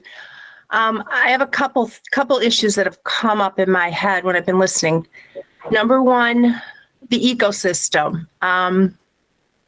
Our mayor went on the media and said how we as a city are turning into a green city and we want to protect the environment.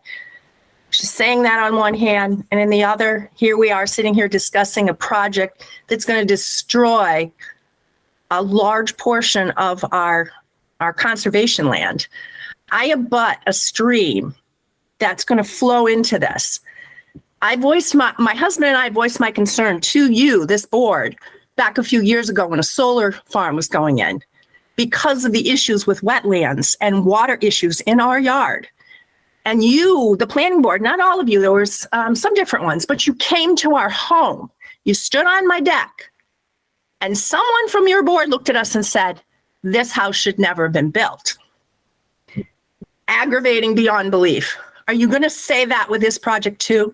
The builder that built my home went before you, he got the permits, and he built my home.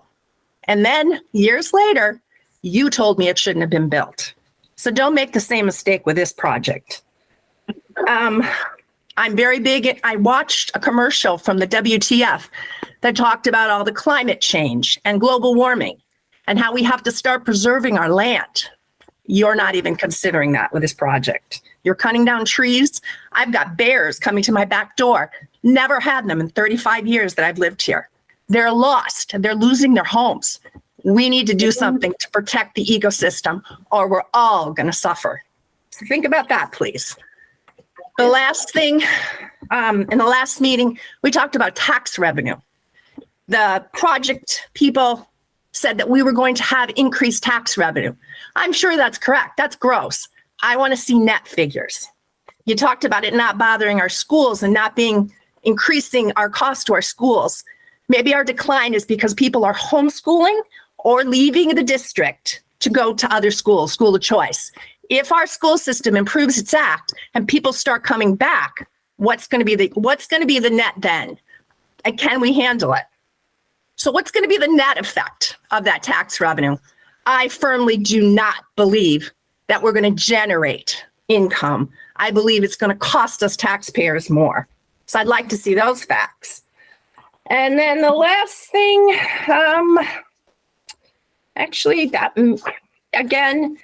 our previous mayor, Mayor Todznik, believed in open space land and preserving.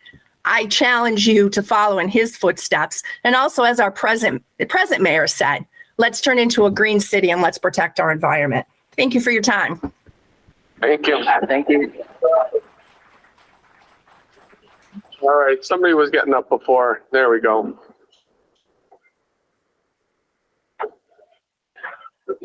Constant 12 Plymouth Avenue. I have two subjects I'm going to talk about first. I keep hearing that the traffic light that is going to be wherever the intersection ends up being, they're not even thinking about putting the traffic light until the fourth phase. I mean, that's ridiculous. The first phase is the most important.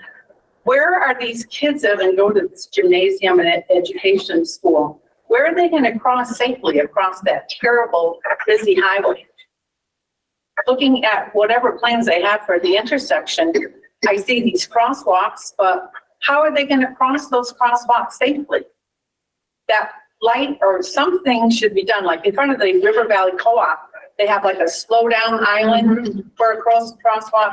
Something's going to have to be done. An elderly couple already got killed just a stone's throw from the entrance to where this project is going to be. And do we wait till a child gets killed? That's my main thing about that. It's very upsetting to me. But I didn't expect to see pictures of what the buildings might look like or are supposed to look like. Very industrial as far as I'm concerned. This evening, I want to address the buildings in particular being proposed in this plan. Some of which, as we just heard from the gal on Zoom, some of which should not be built due to extensive wetlands. My other concern is the size and style of the apartment buildings. I know that the apartment buildings are not coming to fruition until future phases and maybe years before we see them. I also think and hope, well, this I wrote because I didn't know I could see pictures. And hope that the developer may produce better quality prints of what the buildings will look like. But I have seen on the original plan, they are too big, and as I see real close this evening, not attractive. Looks like an industrial building. The Massachusetts General Laws, Title 7 of Chapter 40R, Section 1, titled Purpose. It is the purpose of this chapter to encourage smart growth and increase availability of affordable housing, creating a range of opportunities, takes advantage of compact design, fosters distinctive and attractive communities, preserves open space, farmland, natural beauty, and critical environmental areas, which this plan does not cover those, strengthens existing communities, etc. It goes on, but I don't want to bore you, bore anyone with all the details. Besides, I have already said many of the qualities of smart growth that is not being followed by this developer in this project. Based on this Massachusetts General Laws chapter, the city of Easthampton came up with a list of 25 top smart growth strategies in 2008. Decided on them in July 2009 and revised in 2021. The number one of the top strategies that the Easthampton citizens wanted, buildings will be complementary to nearby buildings and structures. And number 5, implement citywide smart growth principles of sustainable development practices in all city regulations and policies. I would like to focus on number 1. Distant neighbors of ours on Highland Avenue, in a letter sent to you 6 months ago on December 28th, and well worth repeating, from Tom and Deb LaDucer, and I quote, "Now we come to the obnoxious size of the 10 residential buildings. They are 180 feet wide, 88 feet deep, and 35 feet tall, 3 stories. The only building that we are aware of that is 3 stories tall on North Dam Street is Easthampton Savings Bank, which is quite a ways away. The ESB building is actually smaller than each of the residential buildings. Try to visualize 10 buildings this size, many of which will be in clear view of residential homes nearby. They are out of character for the area. They will look like 10 commercial buildings in R10 and R15 zoning. Reading zoning design requirement 8.332A, it states, building designs should consider the prevailing character and scale of buildings in the neighborhood. Apparently, this wasn't taken into consideration." End quote. I heartily agree with the LaDucers of Highland Avenue. I believe that a better plan adhering to the laws and principles of smart growth, which earlier they talked about how smart growth was very much included in this plan. I don't think so. Smart growth principles and laws should be encouraged, especially fitting in the surrounding neighborhoods.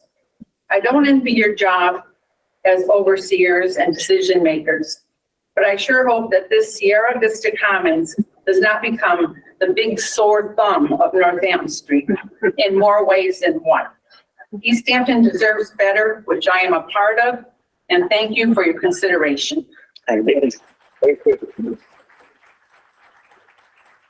All right, going back online, I see Keith Cernak with his hand up.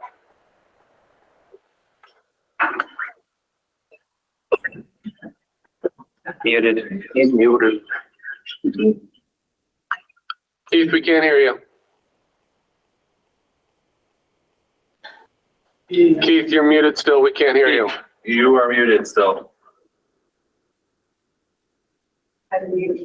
You have to click a button on your screen, Keith, that has a little microphone on it.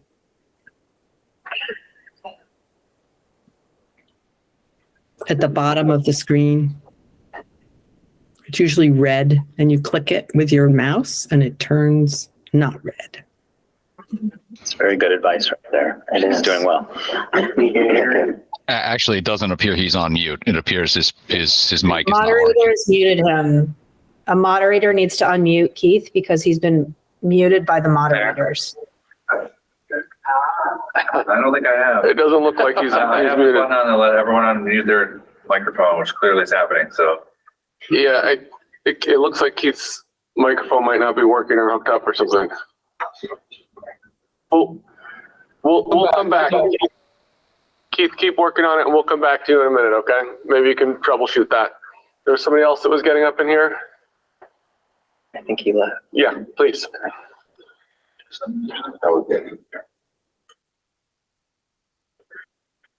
My name is Kathy Ahern. I live on Gulf Street, and I've been the one who's been sending you all the charts. And in this process, I mostly. My name is Kathy Ahern. I'm the person who sent all the charts. Mostly, I concentrate on the numbers.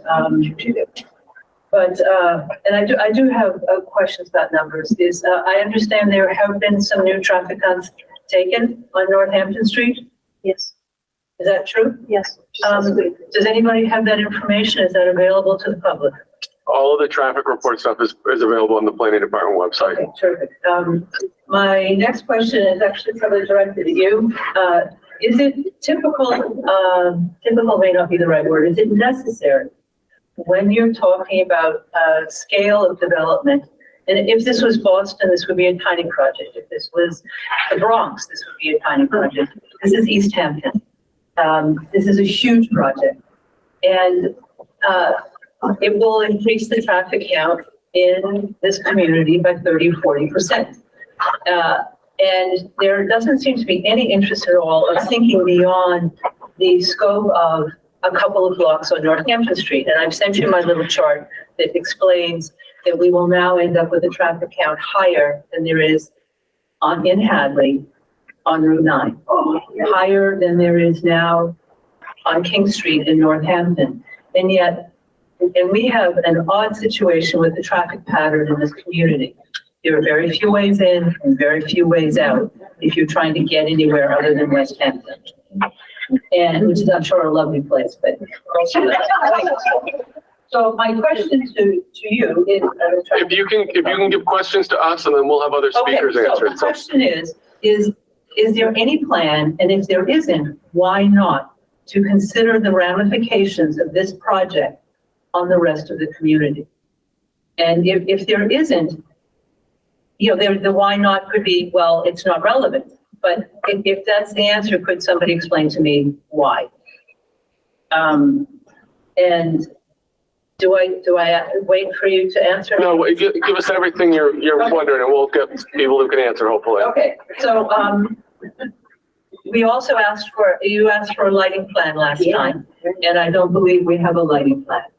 I'm in the lighting business, so lighting is very important to me, and it's something that most people cannot understand. They have no understanding of the ramifications of industrialized lighting. And some of you may have noticed what's happened in this community now that the utility companies have gone around and changed all the lighting fixtures for the streetlights. It now looks like we live in a high crime zone.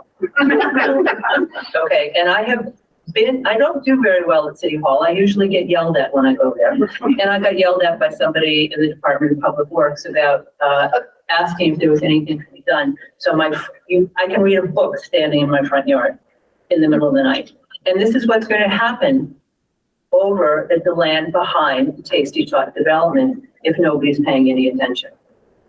You have an excellent example across the street and up the road of what they did at the River Valley Co-op. Somehow or other, I don't think that's what's going to happen here.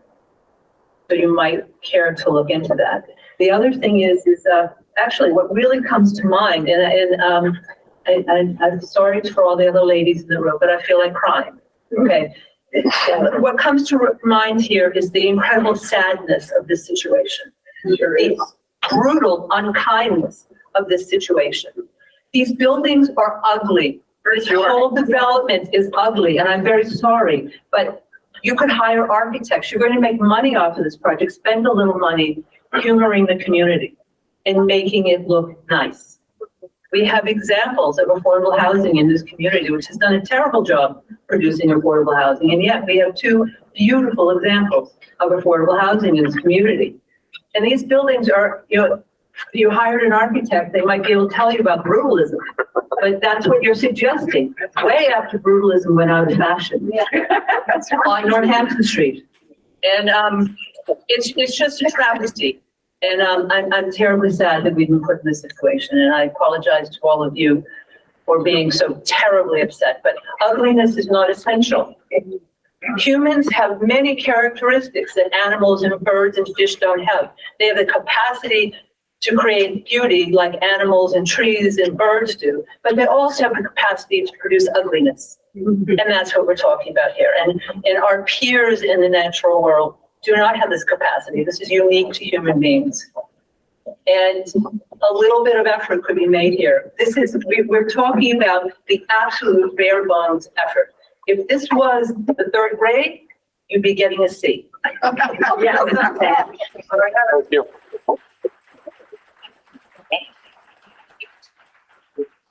So Rick, can I have you come up here briefly? So maybe you can explain to us sort of how you determine a proper scope for a traffic study and how far you go and that sort of stuff as we're just hearing about. I have one follow-up when you're done.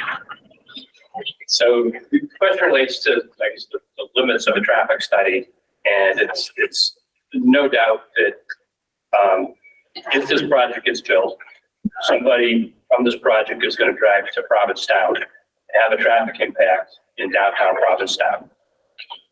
This board needs to decide whether or not they're of interest, they have an interest in that impact of one car, new car in Provincetown.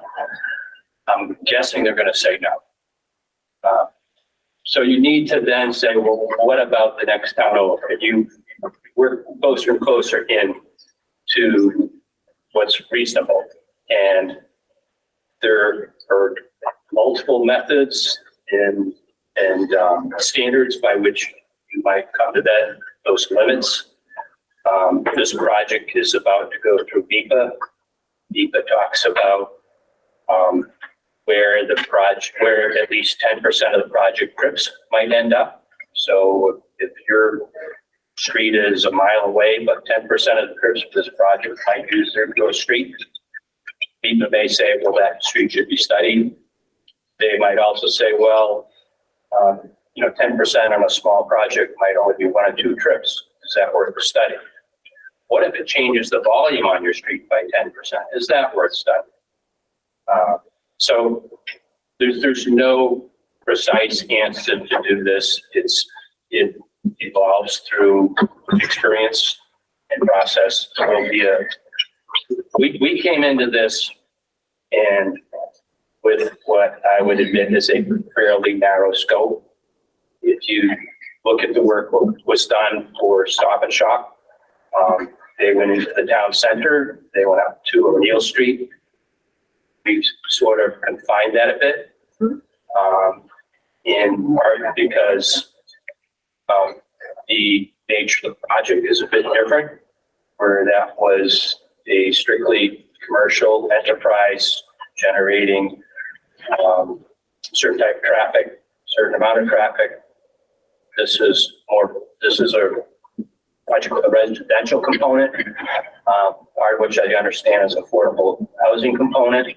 And when you work that into the mix, you have to ask what's reasonable.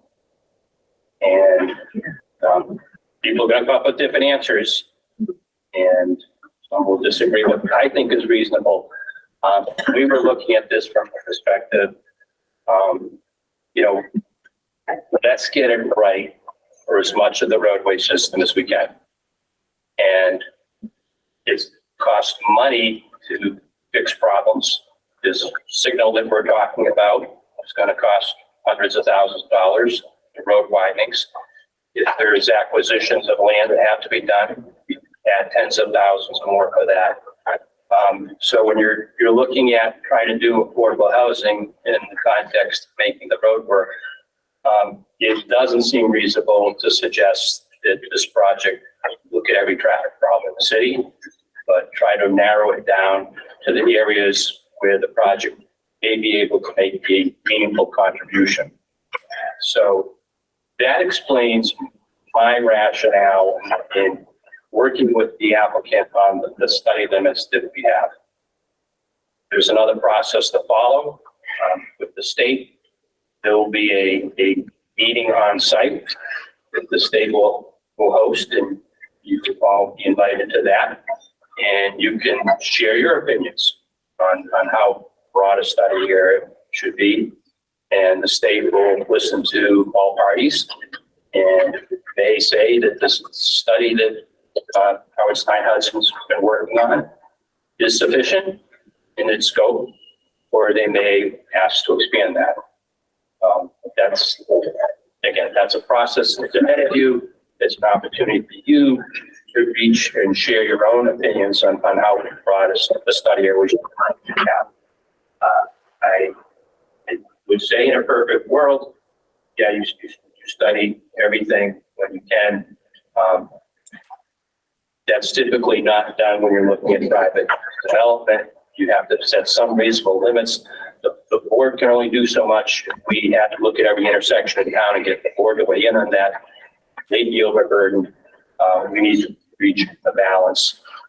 There are studies, as we've talked about, the state is doing a Route 10 study. So it will look at this project. It will look at other vacant parcels along the road that may be developed and add traffic. There's a study, I know our firm's good proposal on it, to look at the triangle and other areas down along Main Street. There was just a study on Cottage Street. So the issue of, addressing the broader needs of the city, that's work that's best done by public sector, and it is done by the public sector. And those are just three examples of how these things are being handled. When this board has to deal with an applicant, you need to reach a balance of reasonable expectations and the practicality of getting through the process. And from that. Yeah, thank you. I think that's good. I also was going to follow up that there's been a lot of talk about sort of projections for traffic increase. Have you taken a look at that, sort of what the proposals are and where that's going to end up or could end up? What is the outcome? For increased traffic. I heard reference to 30-40%, and Jeff shared a memo on that, or letter earlier today, and I looked at that. That number, I think, is probably calculated incorrectly. I think if you look at the volume of traffic that this project is going to generate, which I think is in the order of 4,000 or 5,000 trips a day. I think we're at 5, we came down to 4, but if you compare 4,000 trips a day to what the number is on 10, if it's 12,000 trips a day, you'd say, well, that's 4 against 12. That's a third. But the reality is, traffic comes out of the site and turns left or right. So those 4,000 trips that the project is going to generate, it doesn't hit one section of Route 10. Some of it hits this part of Route 10, some of it hits that part of Route 10.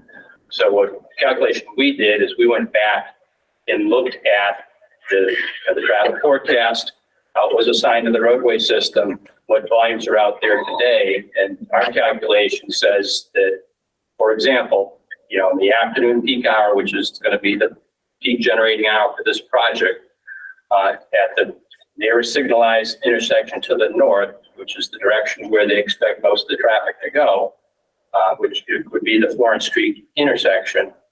At that location, the projected traffic would increase the volume there by 18%. And that 18% is relative to their no-build forecast. So, and again, getting to the, looking at everything, there is in this study discussion of a background growth rate of, traffic's going to increase independent of this project. We don't even know where it's coming from, but there's an assumption that traffic is growing independent of that. So the 18% is relative to that future baseline.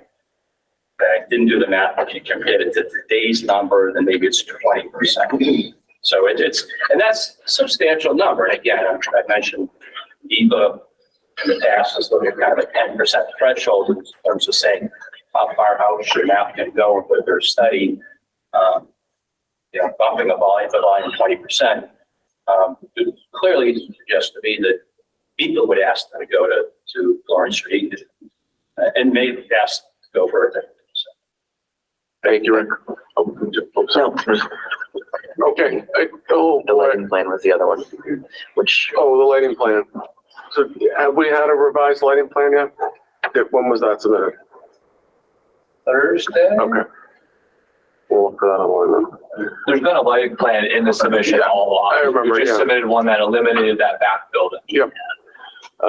Okay, anybody else? We can take a few more people. Oh, sorry, John. Can I have, Keith was. I know, I saw him pop up and He's still on the call, so I don't know if he can unmute. It looks like a different setting is on, so. Keith, if you're on there. Can you hear me? Yeah. You can finally hear me, right? Well done. Okay, thank you so much. For all of you out there, my name's not on there, but my name's Keith Cernak, and I am the largest commercial and residential abutter to Mr. DeMarinis' sole rotary driveway that goes into his mini city. His driveway rotary nearly landlocks my family property of 60 years. There's no left turn from Mountain Street or into Mountain Street, which is my only access. His rotary also prohibits Groveland Street residents from taking a left.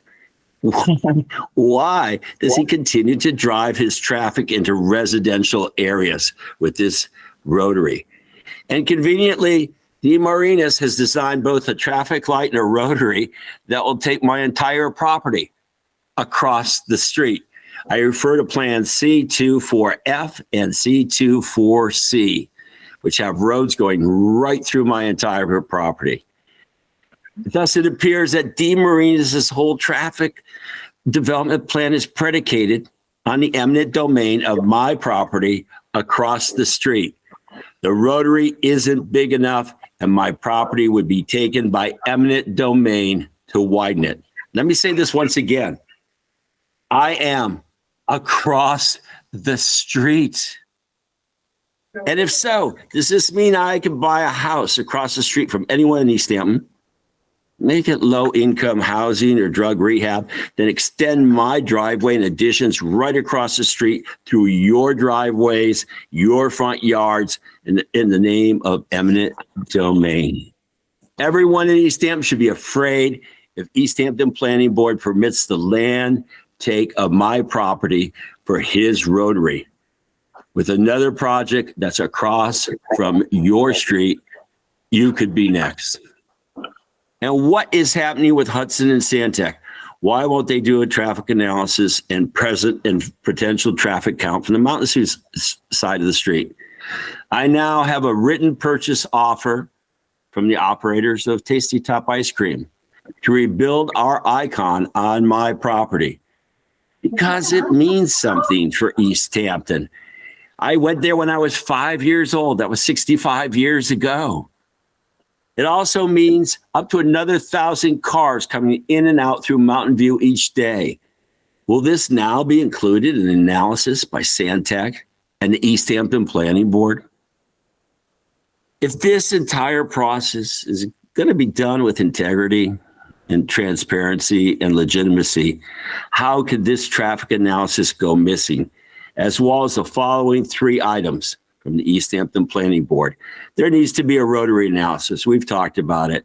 But Santec has already said that the driveway rotary doesn't work during peak hours. So what happens when 2,000 cars now come out of Mountain View Street daily? An analysis needs to be done. Why isn't it? Private land takeaways. The analysis of accurate diameters for the driveway rotary and how much of my property across the street is taken by eminent domain. And I want to say again, I can't emphasize it, I am across the street. And number 3, an analysis of the residential effects of driving all this thing into Groveland versus Mountain View Street alignment needs to be done. How can DeMarinis be allowed to drive his mini city traffic into the Groveland residential area with a large private land takeaway of mine instead of just aligning with Mountain Street? Why would Easthampton want, or why would you allow this? I'm having my doubts on the entire process thus far, based on the Santec review, not even measuring the driveway rotary requirements. We've already determined that rotary is too small. It's got to go somewhere. It's going to go my side. These rotary numbers predicate the whole project's access. They need to be calculated before this process goes one step further. And why would Easthampton try to take away 60-year-old private property across the street rather than consider commercial at alignment with Mountain View? You know, I'm almost 70 years old. And I will say from my life experience as an advisor for the World Health Organization projects around the world, long after this project is done, what happens here now will determine Easthampton's integrity and the legacy of its decision makers. And that be you, the board. And you will own it forever. Please do the right and equitable thing now. Thank you. All right. So just to quickly clarify, we don't have the authority to take any property on the planning board. That wouldn't involve us. The discussions about eminent domain and property taking are in the context of Mass DOT, which controls the highway and has the ability to make those decisions regardless of what any of us think. So that's not a However, to that point, I can be delivered to MDOT, and you have to decide if you do analysis of that rotary and it comes into my property and you already know it's a taking, it's eminent. He let you speak. So, but that is not a decision that's before this planning board. The idea of taking property or ordering eminent domain is not within our scope. It's within a discussion of options that Mass DOT will handle, but it's not we don't make a decision to take private property. We don't have that authority. And also the direction we're heading in right now, the rotary is off the table unless Mass DOT puts it back on, which we don't control, so that's off the table. All right, I think we have time for one more person in the room if there is someone here. Yes, sir.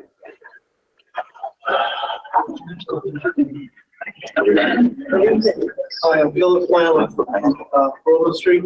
I didn't realize until just now that you can't take a left in Grove Street, go north on Route 10. I gotta investigate this a lot further. As far as the Mountain View Road, it's not a lot of area to the west to be developed. I'm not sure when Bernie Gall's son is gonna move on it, but not having the intersection on Mountain View for future development would be so short-sighted, it would be criminal. So I don't understand why that's even a possibility of it not being there. What's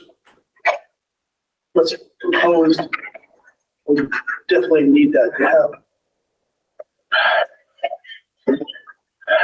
As far as the scope of how far the road is affected by this new development, it's more on the onus of DOT to determine the scope of what needs to be done, because Route 10 is woefully inadequate and they know it. So it should be on the state's responsibility to basically pay for its modernization. And so far behind the curve, it's not funny. So as far as the developer saying, well, it shouldn't be on our scope, they're basically right. It's up to the state to actually step up and do the right thing. Thank you. Okay. So at this point, Very short thing to say. My name is Lynn Wilson. I live in Treehouse, which is a bucolic environment, and it's designed in such a lovely way that with small apartment houses for everybody, and it's delightful to live here. And this community is a bucolic community. People have moved here. I've moved here because of that. We have farms and a feeling of being in the country and all the wonderful things about country life. We don't want a company coming in here and building ugly buildings. Who wants to look at buildings like that? I mean, I agree. we have to really have it go according to the design of beautiful country place to live. That's where I want to live. All right, thank you. So we are going to be, There are two people online, I'm just letting you know. I know, we have to, there will always be two people online. We have to stop. We got to move on. We have another hearing on the 25th, I think is what we're looking at, right?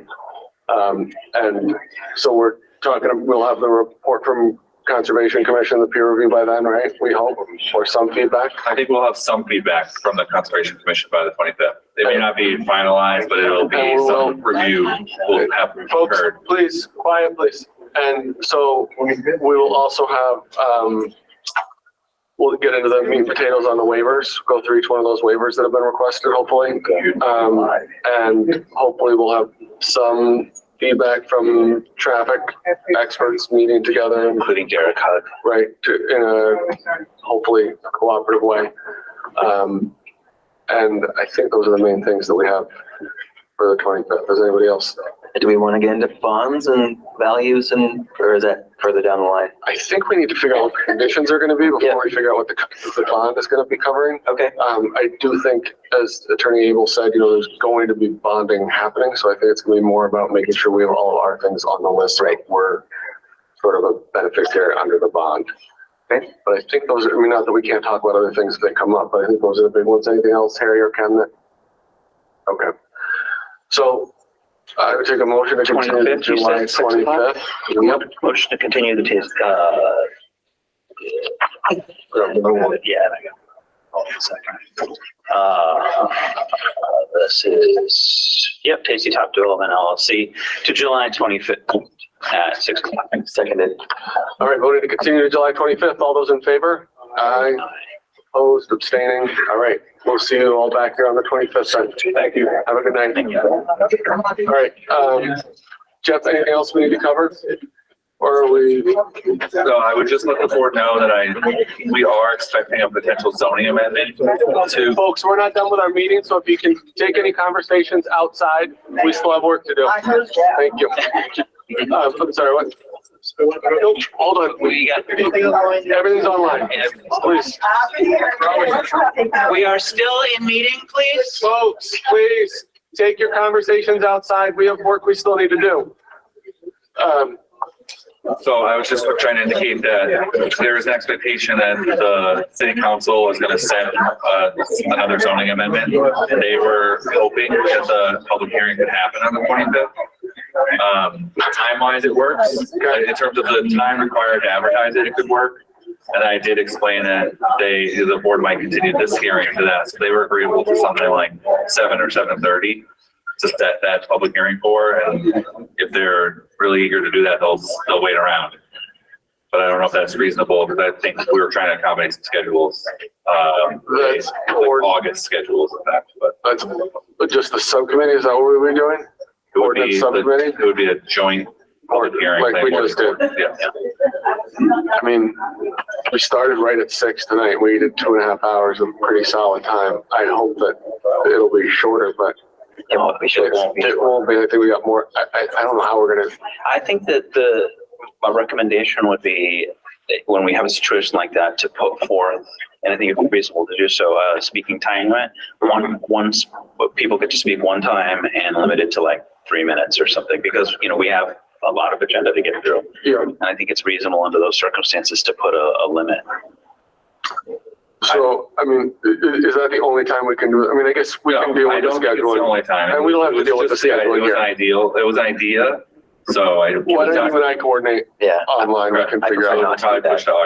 Yeah. Or just a special Tuesday meeting like we did Well, I last think week. July is tricky, and then I think some of the city council ordinance committee members had some challenges with August, so it was just a matter of All right, but why don't you and I coordinate? Yep. Offline about Against that right now, so that's all right, anything else? Please do it, James. Motion to adjourn. All those in favor? Aye. All right, thank you, and thank you folks online. This government meeting is brought to you by Eastworks and our local cable subscribers.